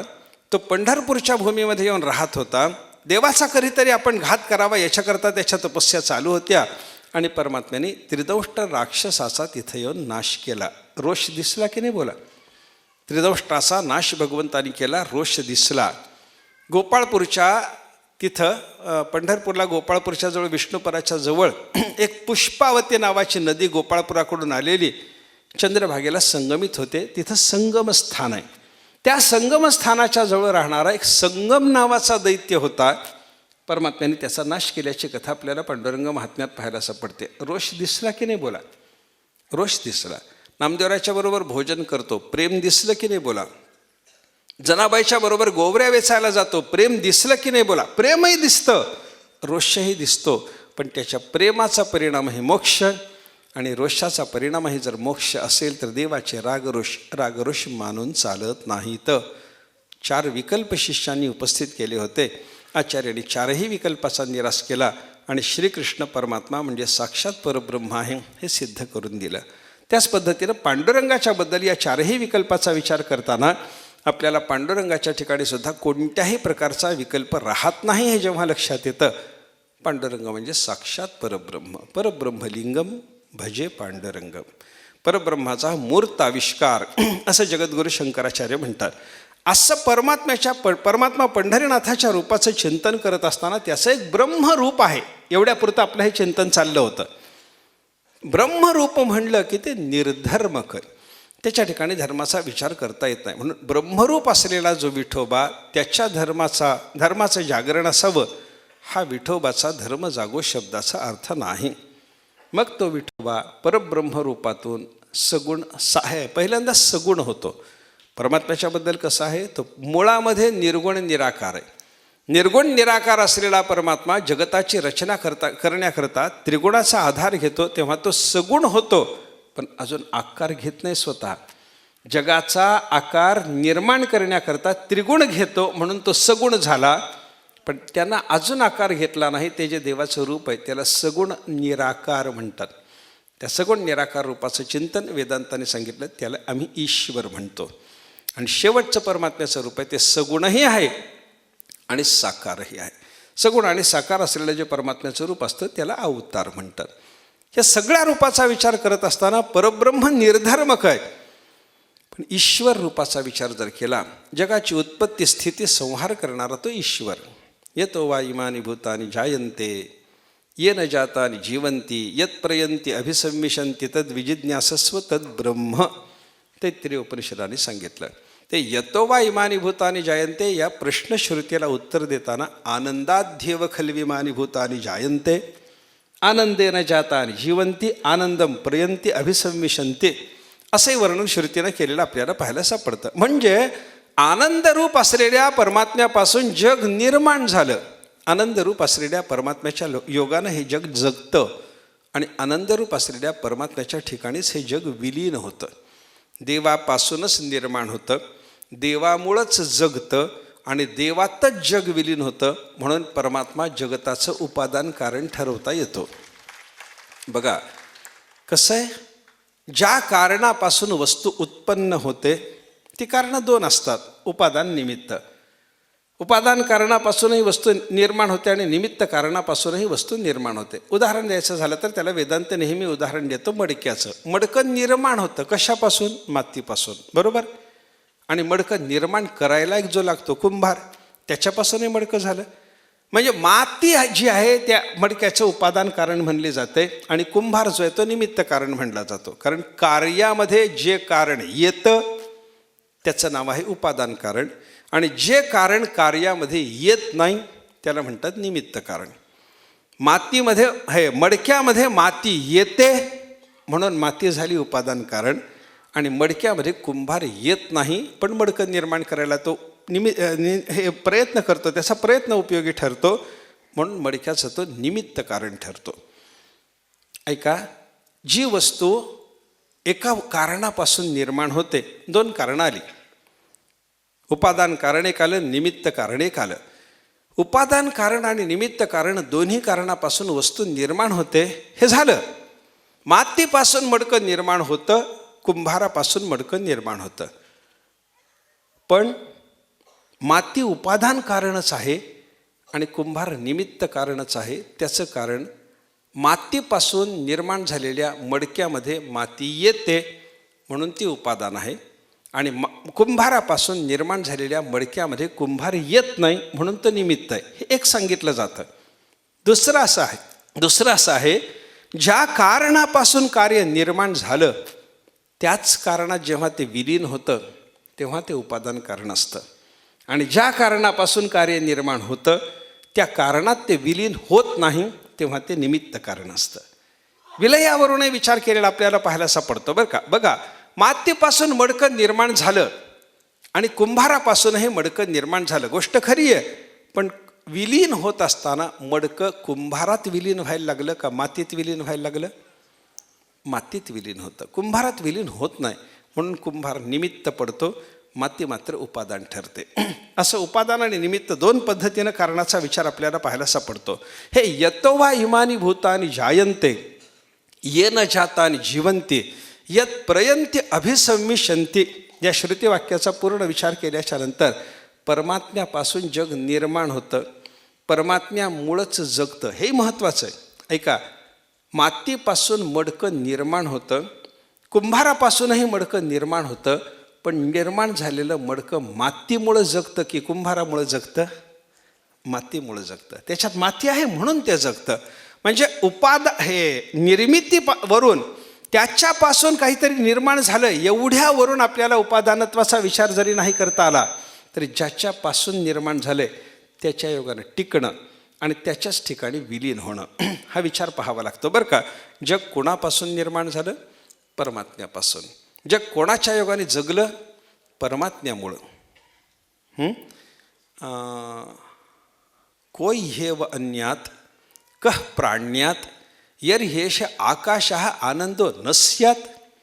श्रुतिमातेने एक प्रश्न असा उपस्थित केलेला आहे, जर हा आकाशरूप व्यापक असलेला परमात्मा आनंदरूप नसता तर कोही एव अन्यात कह प्राण्यात, कोणी श्वास घेतला असता आणि कोण जिवंत राहिला असता? व्यापक असलेला परमात्मा आनंदरूप आहे म्हणून सगळे श्वास घेतात आणि सगळे जगतात. म्हणजे त्याच्यामुळं जगणं आहे, त्याच्यामुळं जगणं आहे. आणि विलीन कुठं होतं हे सगळं जग?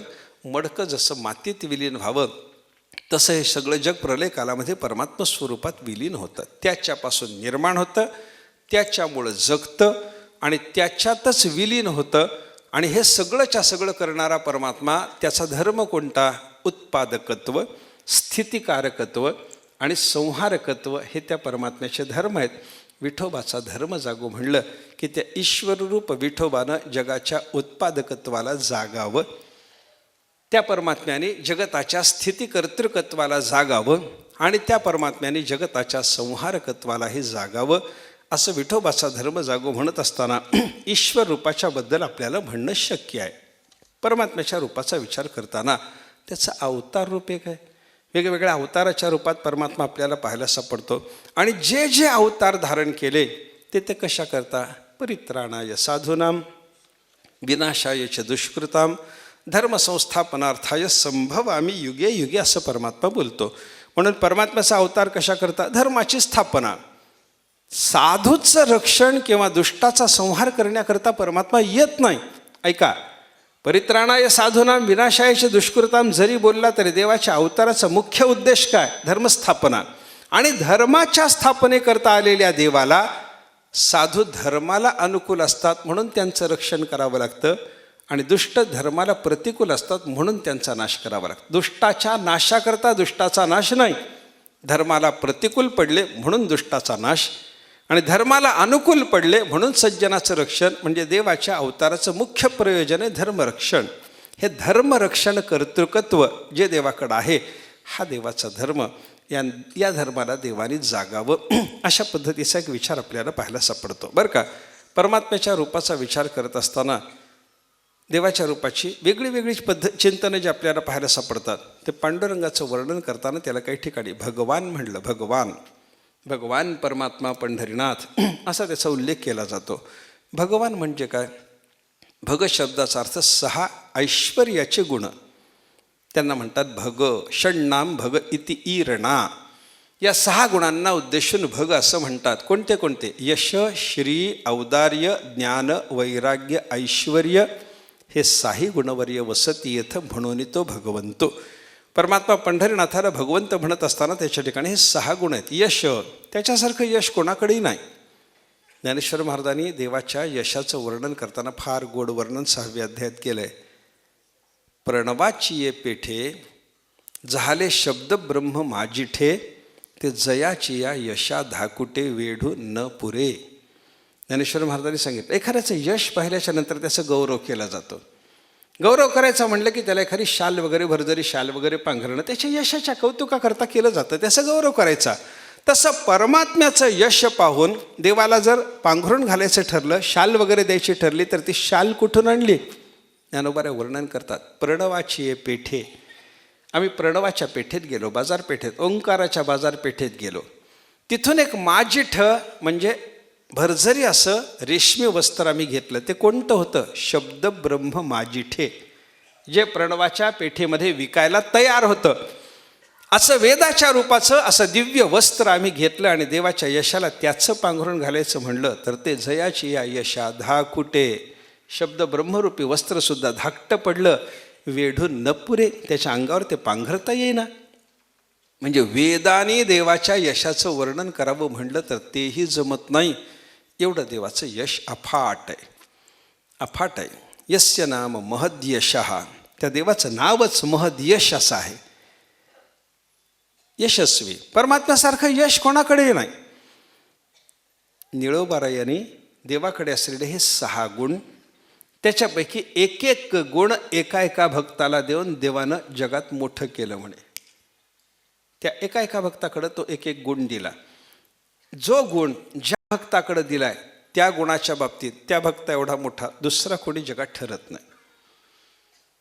यशे थोरविला मारुती, विभीषण केला लंकापती, औदार्य देवनी कर्णा हाती कीर्ती दिगंती फिरविली, ज्ञानेबोधीला चतुरानन, ऐश्वर्य वाढविला अर्जुन, वैराग्य शुका ते बोधून ब्रह्मसनातन पावविला. एका एका गुणाचं वितरण एका एका भक्ताकडे, आणि ज्या भक्ताकडे जो गुण दिला त्या गुणाच्या बाबतीमध्ये तो भक्त जर सर्वश्रेष्ठ असेल, म्हणजे देवानी एक गुण त्या भक्ताकडे देताना आपल्याकडे असलेल्या मनभर गुणापैकी कणभर गुण त्या भक्ताकडे पाठवलाय. हो, पण मनभर गुणापैकी एक कणभर गुण ज्या भक्ताकडे पाठवला त्या गुणाच्या बाबतीत तो भक्त सर्वश्रेष्ठ. देवाकडे मनभर यश असेल तर देवाने कणभर यश मारुतीकडे पाठवलं. केवढं यश आहे मारुतीचं. अशा षड्गुणाचा विचार ज्याच्या बाबतीमध्ये आहे, जो श्री यश संपन्न आहे, जो श्री संपन्न आहे. यशस्वी जसा आहे तसा तो श्री संपन्न आहे. श्री शब्दाचे दोन अर्थ केले जातात. श्री म्हणजे मुखकांती आणि श्री म्हणजे लक्ष्मी. देवाकडे श्री म्हणजे मुखकांतीही आहे, देवाकडे श्री म्हणजे लक्ष्मीही आहे. मुखकांती देवाची फार विलक्षण आहे. ते हर्षमिश्र पंडितांनी दमयंतीचा चेहरा एवढा सुंदर का दिसला त्याचं कारण सांगितलं ना. आत्ता श्लोक आठवला नाही मला, उपस्थित झाला नाही, पण त्याच्यात असं वर्णन त्यांनी केलं. दमयंतीचा चेहरा निर्माण करण्याकरता ब्रह्मदेवानी चंद्रातली बचकभर माती काढून घेतली आणि त्याचा चेहरा केला. चंद्रातल्या एक बचकभर मातीचा केलेला चेहरा त्रैलोक्याला मोह पाडणारा ठरला. पांडुरंगाचं वर्णन करताना ज्ञानेश्वर महाराजांनी असं केलं, या पांडुरंगाच्या एका कपाळावर कोटी चंद्राचा प्रकाश आहे. तुझे निढळी कोटी चंद्र प्रकाशे, कमल नयन हास्य वदन हासे, हालकावो कृष्ण डोलकावो, घडिये घडिये घडिये गुज बोलकावो. हे पांडुरंगाचं वर्णन आहे. याच्या एका कपाळावर कोटी चंद्राचा प्रकाश आहे आणि एकाच चंद्रामधल्या बचकभर मातीनं निर्माण झालेला चेहरा त्रैलोक्याला मोह लावत असेल, मोह पाडित असेल, तर अशा कोटी चंद्राचा प्रकाश, कोट्यवधी चंद्राचा प्रकाश ज्याच्या एका कपाळावर, तो किती सुंदर असेल. मुखकांती अशी आहे देवाची. पाहिली या वेध लावी बैसे जीवी जडोनी. पाहिल्याबरोबर वेध लावणारा हा परमात्मा पंढरीनाथ आहे. ते रामानुजाचार्याच्या चरित्रात एक असं वर्णन येतं पहा. ते एकदा श्रीरंगपट्टणला ते नेहमी देवाच्या सेवेला असायचे. एका दिवशी गावात फिरायला गेले आणि फिरायला गेले तर त्यांना असं एक दृश्य दिसलं की एक सुंदर स्त्री आहे, ती जाते रस्त्यानं, तिच्याबरोबर 2-4 लोचट पुरुष तिच्या मागं पुढे फिरत आहेत. कोणी तिला ऊन लागू नये म्हणून डोक्यावर छत्री धरतं, तोंडाला उन्हाची तिरीप लागू नये म्हणून कोणी आबदागिरी धरतं, कोणी रस्त्यानं जाता जाता तिला पान करून देतं, तिला थुंकायला कोणी तिच्यासमोर पीकदाणी धरतं. हे सगळं दृश्य पाहिलं रामानुजाचार्य क्षणभर थांबले. काय चाललंय कळेना त्यांना. त्याने त्याच्यातल्या एका माणसाला हाक मारली, इकडे म्हणे. प्रभाव साधूचा. त्याच्यामुळे तो माणूस तिथून गेला त्यांच्याकडे आणि गेल्यानंतर त्यांनी विचारलं, काय या बाईच्या मागं तुम्ही लागलात, काय कारण रे? त्याने सांगितलं, महाराज बघितलं नाही का तिच्याकडं? काय? ही एक गावची वेश्या आहे. अरे हो, पण हे सगळे तुम्ही रस्त्यानं त्याच्या मागं पुढं? हो, ती सुंदर आहे ना, किती सुंदर आहे बघा ना. सौंदर्याचा मोह आहे का तुम्हाला? त्यानं सांगितलं, हो महाराज. तुम्हाला सौंदर्य म्हणजे काय दाखवतो. 4 जण तुम्ही संध्याकाळी माझ्या आरतीच्या वेळेला या म्हणे. रात्री संध्याकाळी माझी आरती असते श्रीरंगराजाची, या आरतीला या, तुम्हाला सौंदर्य काय दाखवतो. या बरं, निश्चित या, तुम्हाला तिची शपथ आहे. हां, मग यायला तयार झाले. 4 जण गेले. आरतीला जेव्हा रामानुजाचार्य स्वतः उभे राहिले ना आरती करायची देवाची, तर मागं वळून एकदा पाहिलं, हे नालायक आलेत की नाही म्हणून. दिसले हे 4 जण दिसल्याच्या नंतर रामानुजाचार्याने देवाला प्रार्थना केली, देवा या लोकांना असं दिव्य रूप दाखवा की तुमच्या मोहक रूपाचा मोह निर्माण होऊन त्या स्त्रीच्या मोहात यांनी जन्मात कधी गुंतू नये. आणि देवाने रामानुजाचार्यासारख्या भक्तांनी केलेली प्रार्थना मान्य करून असं दिव्य मोहक रूप निर्माण केलं, दाखवलं की ते 4ही जण मंदिरात जे आले होते मरेपर्यंत मंदिराच्या बाहेर गेलेच नाही. हे काय आहे? मुखकांती. मुखडोळा पाहे तैसीच ती उभी राही. भगवंताचं मुखमंडल सुंदर आहे. ही श्री आहे, किंवा श्री शब्दाचा दुसरा अर्थ लक्ष्मी असा केला जातो. देवाकडे लक्ष्मीला काय कमी आहे, संपत्तीला काय कमी आहे? सोन्याचं नगर आहे द्वारका नगर. लक्ष्मी, देवाच्या लक्ष्मीच्या बद्दल असं वर्णन केलं जातं, भगवंताची लक्ष्मी ही भार्या आहे आणि ही अनपायिनी भार्या आहे. पुराणातला शब्द आहे. भगवंताची ही अनपायिनी भार्या म्हणजे देवाला सोडून न राहणारी भार्या आहे. आपली भार्या अपायिनी असते, अपायिनी असते, सोडून राहते म्हणजे हा मेला किंवा ती मेली, कोणत्या तरी कारणाने सोडून राहणं तिला होतं. पण भगवंताची भार्या मात्र अनपायिनी. लक्ष्मी माता देवाला सोडून कधी राहतच नाही, कधीच राहत नाही. देवराम झाले की ती सीता होऊन येते, देवकृष्ण झाले की ती रुक्मिणी होऊन येते. बघा तुम्ही, कोणते पुराणात तर अशी वर्णन आपल्याला पाहायला सापडतात, देवाने ब्रह्मचारी रूपात येणं केलं तेव्हासुद्धा लक्ष्मी मातेनं देवाला सोडलं नाही. वामन रूपानं परमात्मा आले, परशुरामाच्या रूपात परमात्मा आले, दत्तात्रेयाच्या रूपात परमात्मा आले. तिथं लक्ष्मी कुठे असं लोकांचं म्हणणं असतं ना. आत्ता मला सगळ्या श्लोकाची उपस्थिती नाही, पण ते असं वर्णन आहे. भगवान जेव्हा दत्तात्रेय होऊन आले तेव्हा त्यांच्या पाठीमागं असलेल्या कामधेनूच्या रूपात लक्ष्मी माता त्यांच्या सेवेला आली. भगवान जेव्हा वामन रूपाला प्राप्त झाले तेव्हा त्यांच्या हातातल्या छत्राच्या रूपात लक्ष्मी माता त्यांच्या सेवेला आली. भगवान जेव्हा परशुराम झाले तेव्हा त्यांच्या हातातल्या परशुच्या रूपात लक्ष्मी माता त्यांच्या सेवेला आली. भगवान बद्रिकाश्रमात गेले. नारायण ऋषी म्हणतात ना, नारायण ऋषी होऊन, नारायण म्हणजे परमात्मा, तो ऋषी होऊन बद्रिकाश्रमात तपश्चर्या करायला गेला. लक्ष्मी मातेनं विचार केला हा तपश्चर्याला आपला पती गेलाय, तपश्चर्याला गेलेले असताना या देवाला मी अनपायिनी त्याची जर भार्या असेल तर त्याला न सोडता मला राहायचंय, कसं राहू? त्यांनी तर असं तापस्याचं रूप धरलेलं आहे. लक्ष्मी माता तिथं गेली, तिथली परिस्थिती पाहिली. हिमवर्षाव होत होता, भगवान तपस्येला बसलेले होते आणि तो हिमपात होत असताना लक्ष्मी मातेनं विचार केला की हा पाऊस, हिमाचा वर्षाव देवाला इथे त्रास देईल, देवाला बुजवून टाकील, हिमपाताचा देवाला त्रास होऊ नये म्हणून लक्ष्मी मातेनं तिथं बदरी म्हणजे बोरीच्या वृक्षाचं रूप घेतलं, देवावर छाया धरली आणि आपल्या काट्यामध्ये वरचा सगळा बर्फ तिनं अडवून धरला आणि देवाच्या सेवेमध्ये ती प्रवृत्त झाली. म्हणून बदरिकाश्रम. बदरिकाश्रम म्हणण्याचं कारण काय?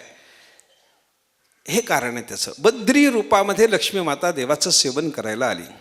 आपल्याकडे संतांच्या मांदिळ्यामध्ये ज्ञानेश्वर महाराजाच्या रूपानं पांडुरंगाचंच अवतरण झालं की नाही. अवतार पांडुरंग नाम ठेविले ज्ञानी, महाविष्णूचा अवतार सखा माझा ज्ञानेश्वर. ज्ञानोबारायाच्या रूपाला परमात्मा प्राप्त झाल्याच्या नंतर त्यांच्या सेवेला लक्ष्मी माता कशी आली? जयाची यद्वारी, सोन्याचा पिंपळ, त्या सुवर्ण पिंपळाच्या रूपामध्ये लक्ष्मी माता त्यांची सेवा करते. हा सगळा विचार ऐका ना. म्हणजे देवाच्याकडे लक्ष्मी आहे, यशश्री, औदार्य, त्याच्यासारखं औदार्य तर दुसरं कोणाचं नाहीच आहे. ज्ञानोबाराय म्हणतात, तुझे औदार्य जाणोय स्वतंत्र, देताना म्हणसी पात्रापात्र, पै कैवल्य ऐसे पवित्र, वैरी आहे दिधले.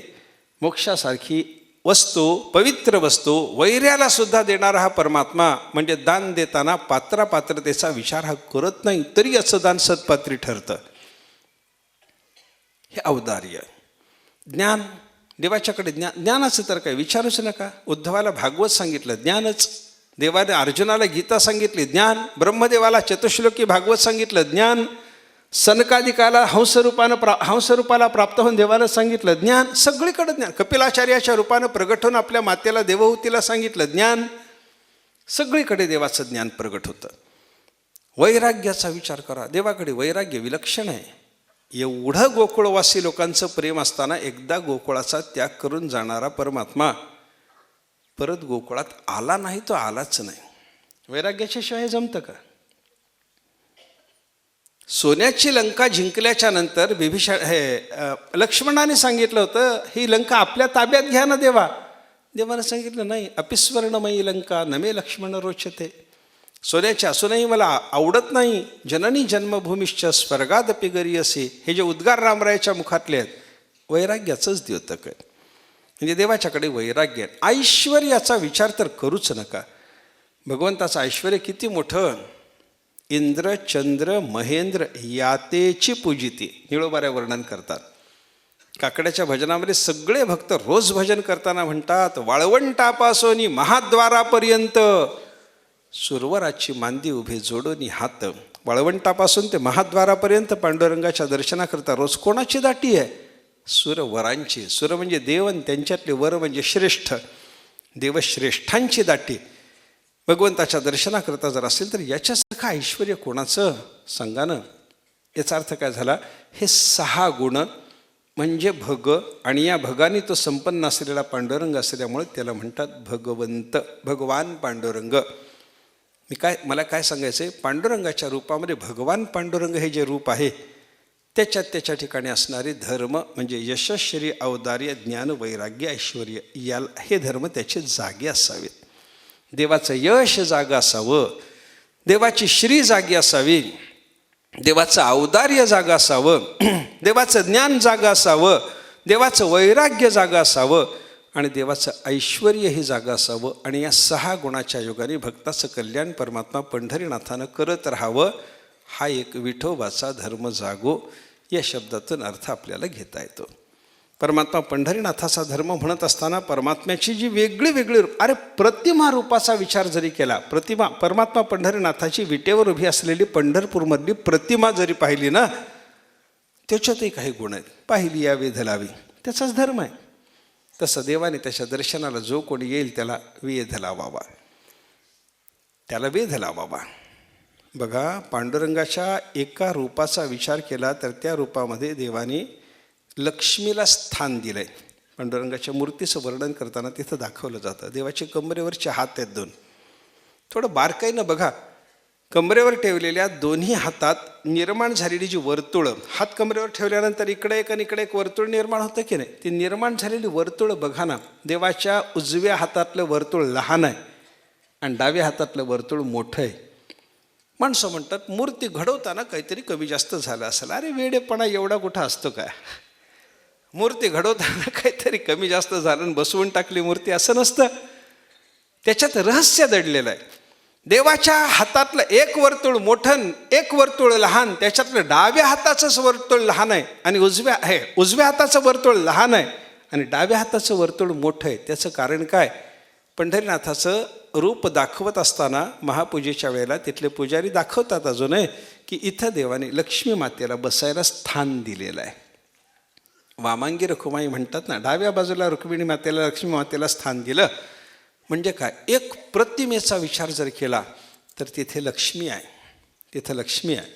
देवाच्या प्रतिमेचा विचार करत असताना पांडुरंगाच्या पायावर एक असा, डाव्या पायावर एक असा लहानसा खळगा दाखवला जातो. दिसतो, तुम्ही दर्शन घ्यायला जा.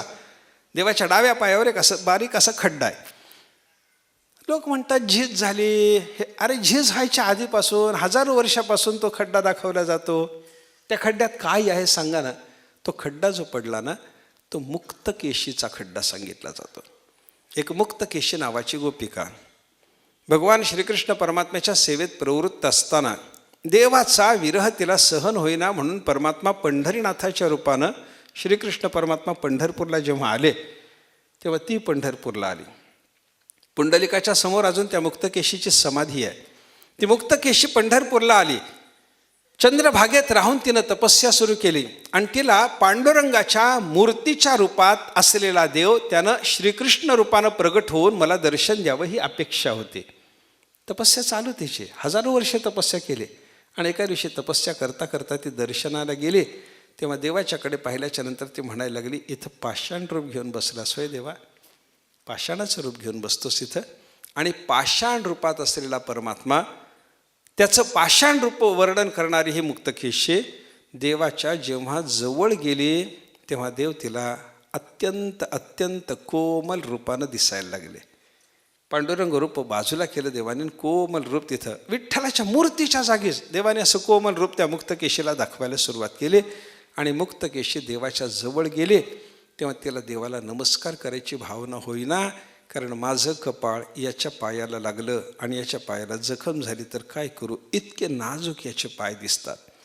तेव्हा या पायाला नमस्कार केल्याच्या नंतर माझ्या मस्तकाने काही व्यथा होण्याची शक्यता आहे की काय हे एकदा बारकाईनं पाहावं म्हणून हळूच मुक्तकेशीनं देवाच्या पायाला बोट लावलं तर ते बोट देवाच्या पायावर रुतून तो खड्डा निर्माण झाला. हे मुक्तकेशीच्या ठीक आहे, मुक्तकेशीचं चिन्ह आहे.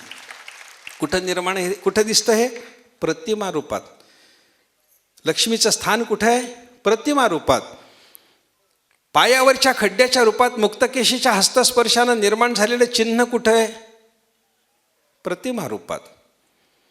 कान्होपात्रा नावाची देवाची दासी, तिच्या पाठीमागं तिचं सौंदर्य बघून जेव्हा दुष्ट लागले तेव्हा परमात्म्याच्या जवळ आली आणि परमात्म्याने तिला आपल्या चरणामध्ये स्थान दिलं, चरणात विलीन करून घेतलं. कान्होपात्रा कुठं दिसते?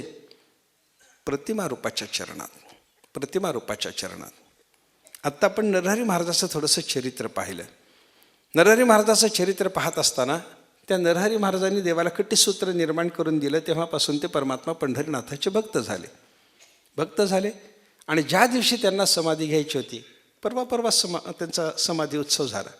माघ वद्य तृतीया हा नरहरी महाराजांच्या समाधीचा दिवस आहे. त्या दिवशी नरहरी महाराज घरातून सगळ्यांना सांगून आता मी परमात्मा पंढरीनाथाच्या दर्शनाला जातोय, परत येणार नाही असं सांगितलं. देवाजवळ गेले आणि देवाला सांगितलं, देवा आता मला तुमच्या स्वरूपात विलीन करून घ्या. परमात्मा पंढरीनाथानं त्यांना कमरेत विलीन करून घेतलं.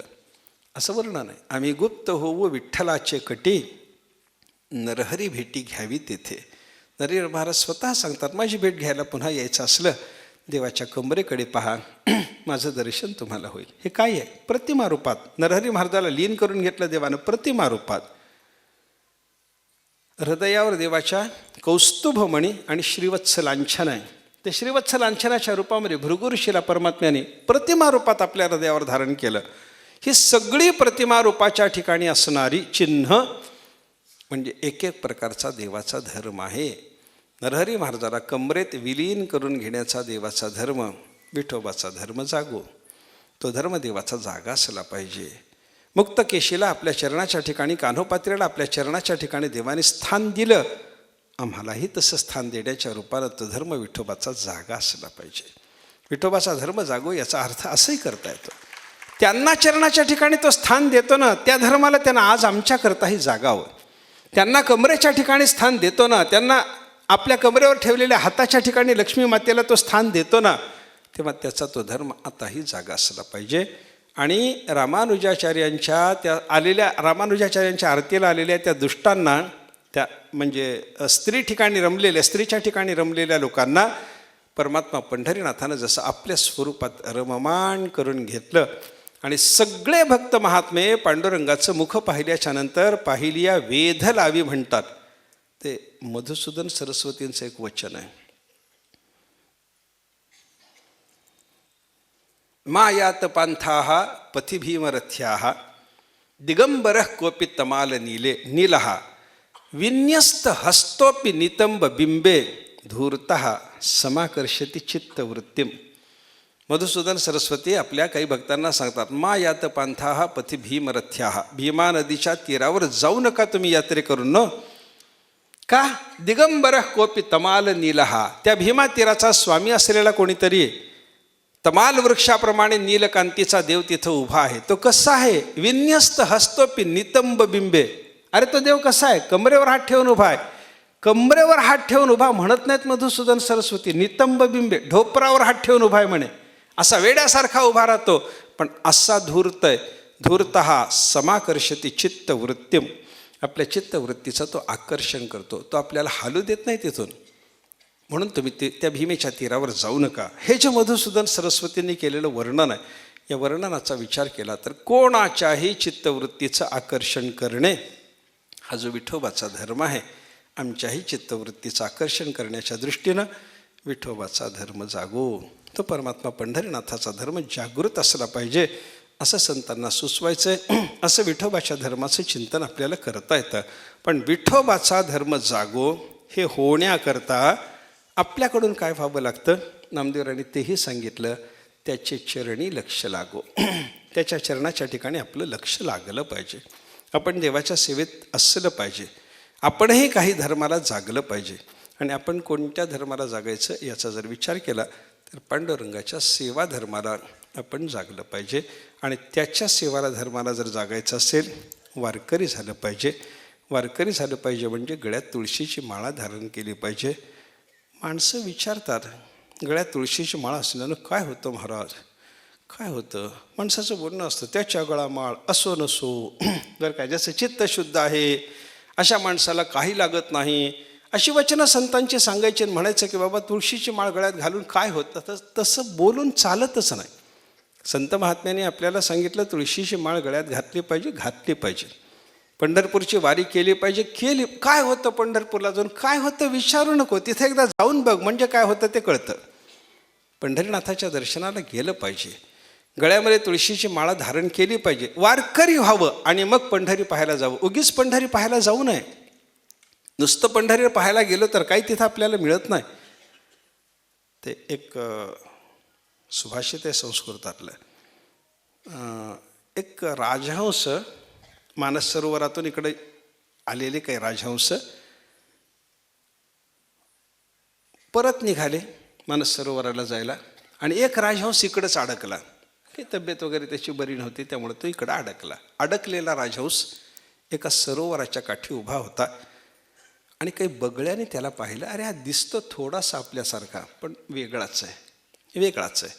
ते बगळ्याने त्याला विचारायला सुरुवात केली, कस्त्वम लोहित लोचनास्य चरणः, हे लोहित लोचन आस्य चरणः, तुझे डोळे लाल आहेत, पाय लाल आहेत आणि तोंडही लाल आहे, चोच आहे तुझे लाल आहे, अशा हे पक्षा, तू कोण आहेस?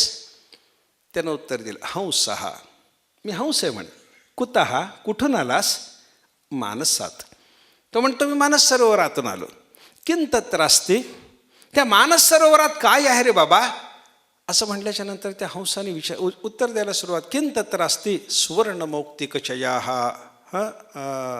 किं तत्र अस्ति सुवर्णमौक्तिकलताः अंभसुधासन्निभं रत्नानां निचयाः प्रवाललतिकाः वैडूर्यरोहः क्वचित. तो म्हणतो आमच्या मानस सरोवरामध्ये अमृतासारखं गोड पाणी आहे, रत्नाचे ढीग आहेत, प्रवाळाच्या वेली आहेत, वैडूर्याचे झाडं तिथं आपल्याला पाहायला सापडतील, अशी आमच्या मानस सरोवराची वैभवाची स्थिती आहे. हे सगळं कोण सांगतो? हंस. कोण ऐकतात? बगळे. आणि त्या बगळ्याने त्याला शेवटी एवढं सगळं मानस सरोवराचं दिव्य वर्णन तो करत असताना त्याला विचारलं, शंभुका नाही संती. शंभुक शब्दाचा अर्थ ज्याच्यात खेकडे मिळतात असे ते शिंपले, ज्याच्यात खेकडे मिळतात असे शिंपले तिथं आहेत का? नाही. त्यानं सांगितलं, नाही बाबा, तसलं काही घाण आमच्याकडे मिळत नसतं. शंभुका नाही संती नेतीच्या बकही आकर्ण्य ही कृतम. ते सगळे बगळे, अरे हे काही तुझ्याकडे जर मिळत नसेल तर तुझ्या मानस सरोवराला धिक्कार असो, काही नाही त्या मानस सरोवरात, असं ते बगळे बोलले. असं एक सुभाषित आहे. तसं काही नास्तिक माणसं आपल्याला विचारतात, पंढरपूरला काय आहे हो तुमच्या? चांगलं हॉटेल आहे? नाही म्हणलं की मग काय पडलंय तिथं? अशी भाषा जर येत असेल तर बगळ्याने हंसाला हसावं असं मूर्खपणा आहे. असं करू नये. हंसाच्या दृष्टीनं जेव्हा मानस सरोवर पाहावं तेव्हा मानस सरोवराचा महिमा जसा कळतो तसं आपण वारकऱ्याच्या दृष्टीनं पंढरीचं दर्शन घ्या, तुम्हाला पंढरीचा महिमा कळायला लागतो. म्हणून तुकाराम महाराजांनी सांगितलं, पंढरपूर पाहायला या, पण त्याच्या आधी वारकरी व्हा. होय वारकरी आणि मग पाहे रे पंढरी. वारकरी व्हा आणि मग पंढरी पाहायला या. आणि वारकरी होणं म्हणजे काय? गळ्यात तुळशीची माळ धारण करणं. आणि गळ्यात तुळशीची माळ धारण करणं म्हणजे काय? ज्या वस्तूवर आपण तुळशीपत्र ठेवतो ती वस्तू माझ्या मालकीची नसून देवाच्या मालकीची झाली असं असतं ना, त्या पद्धतीनं गळ्यात तुळशीची माळ धारण केली, याचा अर्थ हा देह देवाला समर्पण झाला, आता माझ्या शरीरावर सत्ता राहिली नाही, हे सुचवणं आहे. देह देवाला समर्पण करणं, आपलं सर्वस्व देवाला समर्पण करणं. भक्तिशास्त्रामध्ये कित्येक ठिकाणी हा विचार सांगितला आहे, आपल्याकडे जे आहे ते सगळं देवाला द्या, सगळं देवाचं आहे असं म्हणा. देवाला द्या याचा अर्थ देवाच्या नावानं लिहून द्यायची गरज नसते. माझं घर देवाचं ही भावना करा. आमचे गुरुजी सांगायचे, हे घर देवाचं आहे म्हणलं की त्या घरामध्ये दुर्व्यवहार होत नाही. गुरुजी स्पष्टच सांगायचे, पत्ते खेळले जाणार नाहीत म्हणायचे ते त्यांच्या शब्दात. म्हणजे घरात दुर्व्यवहार होणार नाही. हा पैसा माझा नसून देवाचा पैसा आहे असं म्हणलं की त्या पैशाचा अपव्यय माणसाकडून होणार नाही. जे आपलं आहे ते सकळ कृष्णासी अर्पण, ही भावना. आणि ही भावना जागी होण्याकरता पहिली भावना देहाला देवाला समर्पण करण्याची आणि ती व्यक्त करण्याकरता गळ्यामध्ये तुळशीची माळ धारण केली पाहिजे. संतांनी सांगितलं, गळ्यात तुळशीची माळ धारण करा. गंध लावायला लाजू नका. कपाळावर गोपीचंदनाचा टिळा लावत असताना कोणत्याही प्रकारची लज्जा निर्माण होण्याचं कारण नाही. कित्येक माणसं मी अशी पाहिली, घरात देवपूजा करतात, भक्तिभावानं करतात, ती पूजा करताना गंध लावलेलं असतं, पण लगेच ऑफिसला जायचं म्हणलं की ते गंध मोडून लगे पावडर लावून निघतात. काय कारण आहे? काय कारण? आपल्या कपाळावरचा गंध पाहिल्याच्या नंतर ऑफिसमध्ये एखादा माणूस आपल्याला जर हसत असेल, अरे ते हंसाला बगळ्यानं हसण्यासारखं मूर्खपण आहे. हसू द्या ना त्यांना. काय होतं त्याच्याने? आपली निष्ठा आपण जतन केली पाहिजे.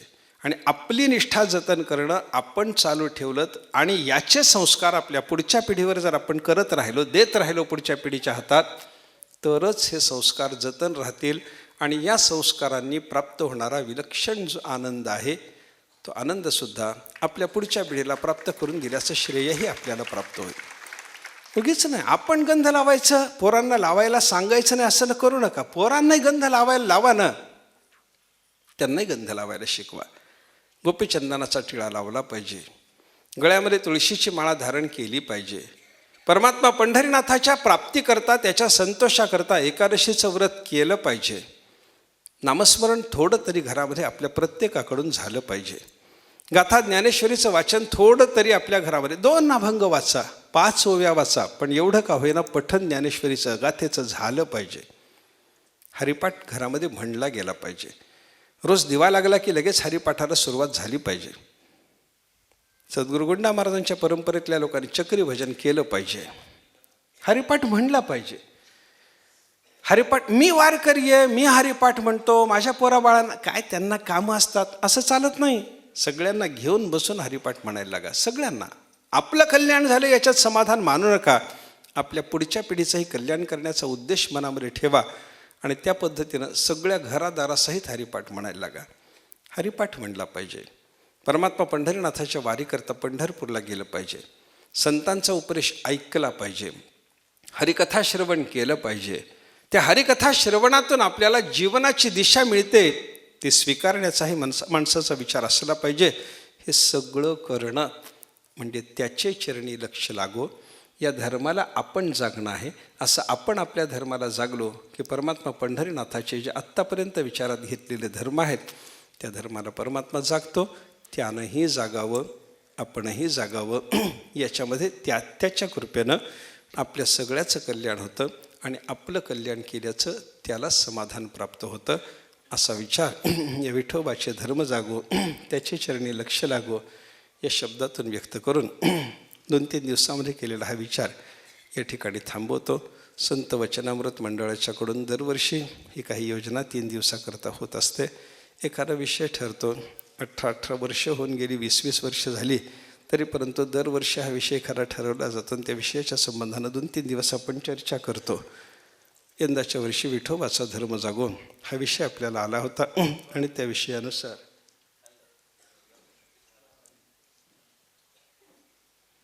विठोबाचा धर्म जागो या विषयाच्या संबंधानं थोडासा विचार करण्याचा आपण प्रयत्न केला. देवाच्या धर्माला देवाने जागावं, देवाच्या धर्माला शांत राहा, देवाच्या धर्माला देवाने जागावं याच्याकरता आपल्या धर्मालाही आपण जागलं पाहिजे. हा विचार मी जो आपल्यासमोर व्यक्त केला तोही आपण सर्वांनी घेऊन जा. आत्तापर्यंतच्या विचारात जे काही झालं, चांगलं झालं, ते चिंतन सगळं पूर्वजांचं आहे, संतांचं आहे, सद्गुरूचं आहे. ते आपण घेऊन जा. याच्यात काही त्रुटी दिसल्या, काही चुका दिसल्या, न्यूनता दिसली तर ती व्यक्तिदोषानं माझी चूक आहे असं समजा, माझी मला ती परत करा आणि संतांचा विचार घेऊन जाऊन तो जतन करण्याचा आपण जर प्रयत्न केला आणि तो वाढवण्याचा जर आपण प्रयत्न केला तर साधू पुरुषाच्या कृपेनं आपलं सगळ्याचं निश्चित कल्याण झाल्याशिवाय राहणार नाही. एवढं या निमित्तानं बोलतो. संत वचनामृत मंडळ दरवर्षी हा कार्यक्रम आयोजित करतं. कसं आहे बघा, आम्हाला तर सतत बोलायला आवडतं. ज्ञानोबारायांनी भगवंताच्या मुखात शब्द घातलेत, आम्हा तव वाडे कोडे अखंड बोलो आवडे, परी काय कीजे न जोडे पुसते ऐसे.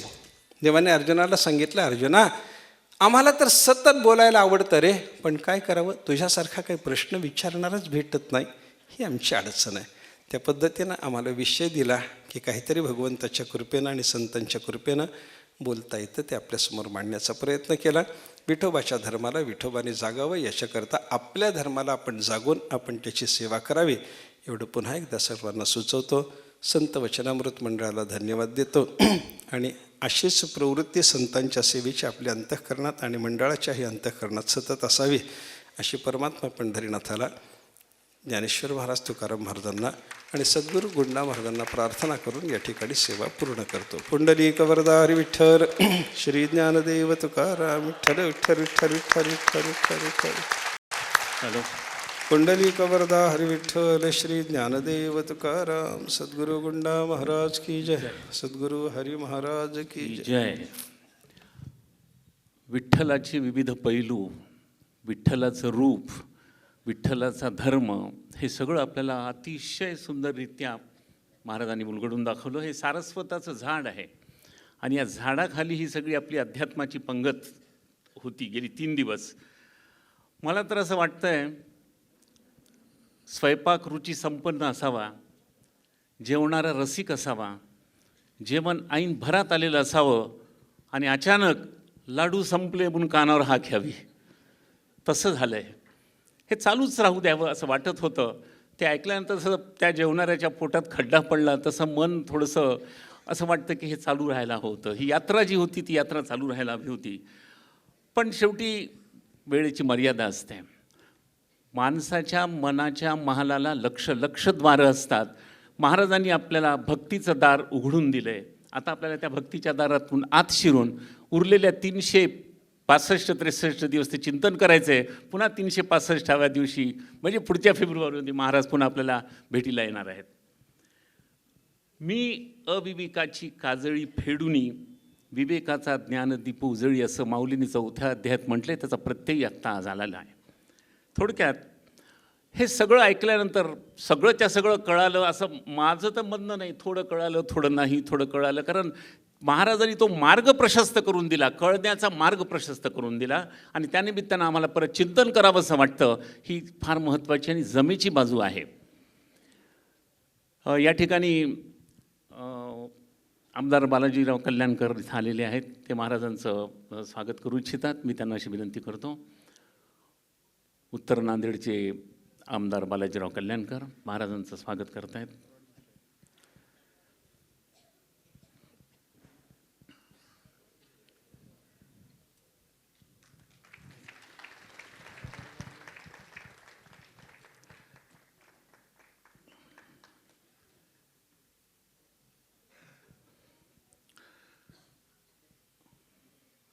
संत वचनामृत मंडळ हे जसं दरवर्षी हे कार्यक्रम घेत असतात आणि त्यानिमित्तानं आपल्याला ही पर्वणी मिळते. महाराजांचा सत्कार पण होणार आहे. आपण थांबा, जाऊ नका. आज सत्कार आहे, आरती आहे, आभार प्रदर्शन आहे. सत्पुरुषांचा सत्कार पाहायला मिळणं हेही पुण्याचं लक्षण असतं, लक्षात घ्या. तेव्हा आपण सर्वांनी थोडं 1-2 मिनटं थांबावं. या ठिकाणी संत वचनामृत मंडळातर्फे सत्कार करण्यात येईल. सगळं मंडळ पूर्ण मंडळ येईल आणि ते सत्कार करतील. त्या सर्व त्या संत वचनामृत मंडळांच्या कार्यकर्त्यांना मी विनंती करतो की त्यांनी महाराजांचा सत्कार करावा, त्यांना वंदन करावं, त्यांची पूजा करावी.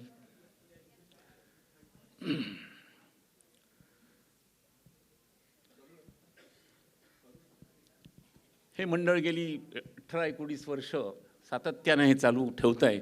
हा फार मोठा महत्त्वाचा असा भाग आहे आणि ज्याच्यामध्ये भक्ती, त्याला काय म्हणून, निर्धार, निश्चय, धीरगंभीरपणा, भारदस्तपणा, या सगळ्या गोष्टी या व्याख्यानातून आपल्याला पाहायला मिळतात. म्हणून हे जे व्याख्यान आहे, हे जे प्रवचन आहे, हे आपल्याला अंतर्मुख करतं.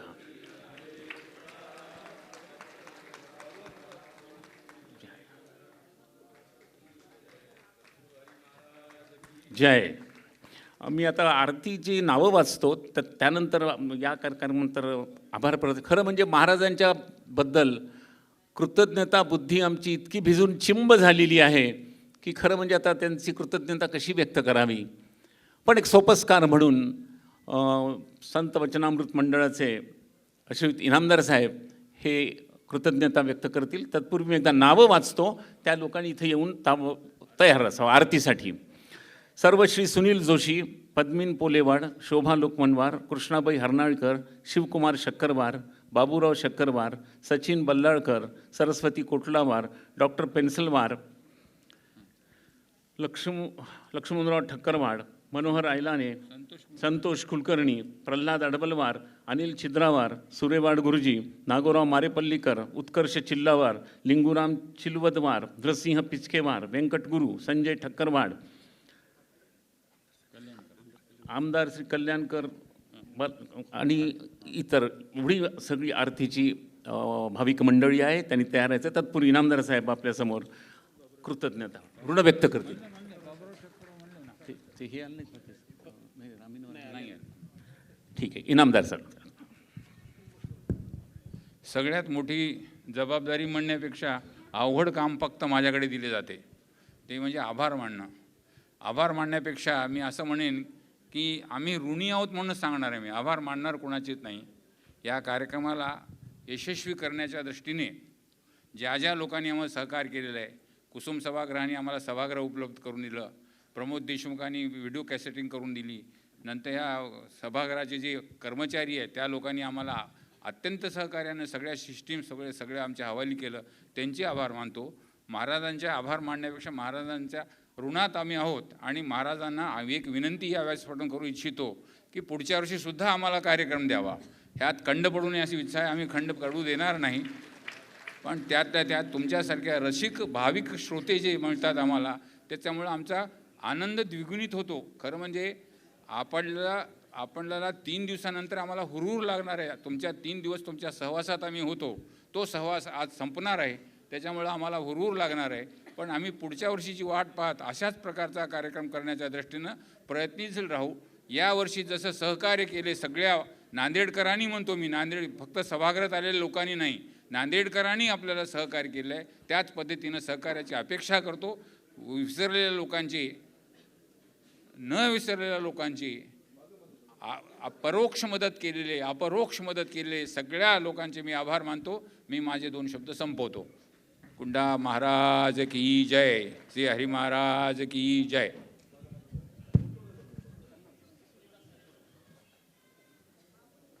काय सांगायचं तुम्हाला?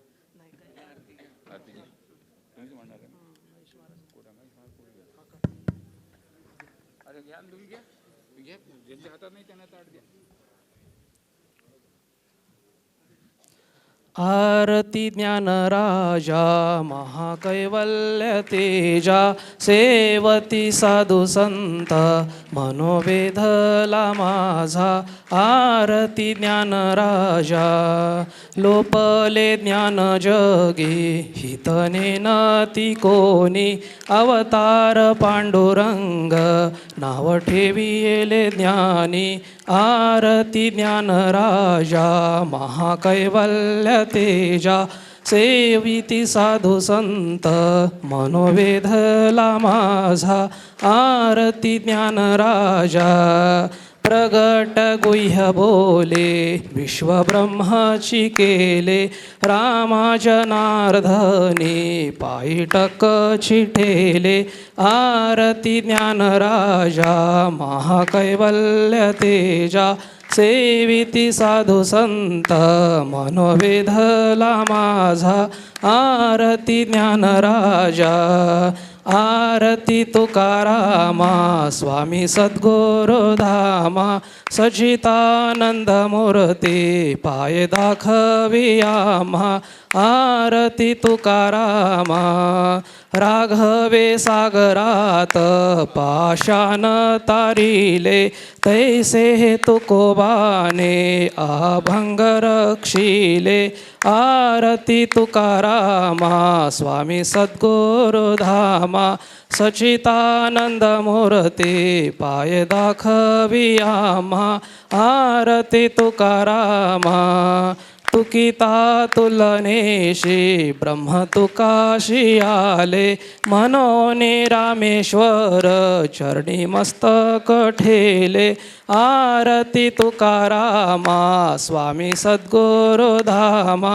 सच्चिदानंद मूर्ती पाय दाखवे आम्हा. आरती तुकारामा घालीन लोटांगण बंदी चरणा. डोळ्यानं पाहिन रूप तुझे.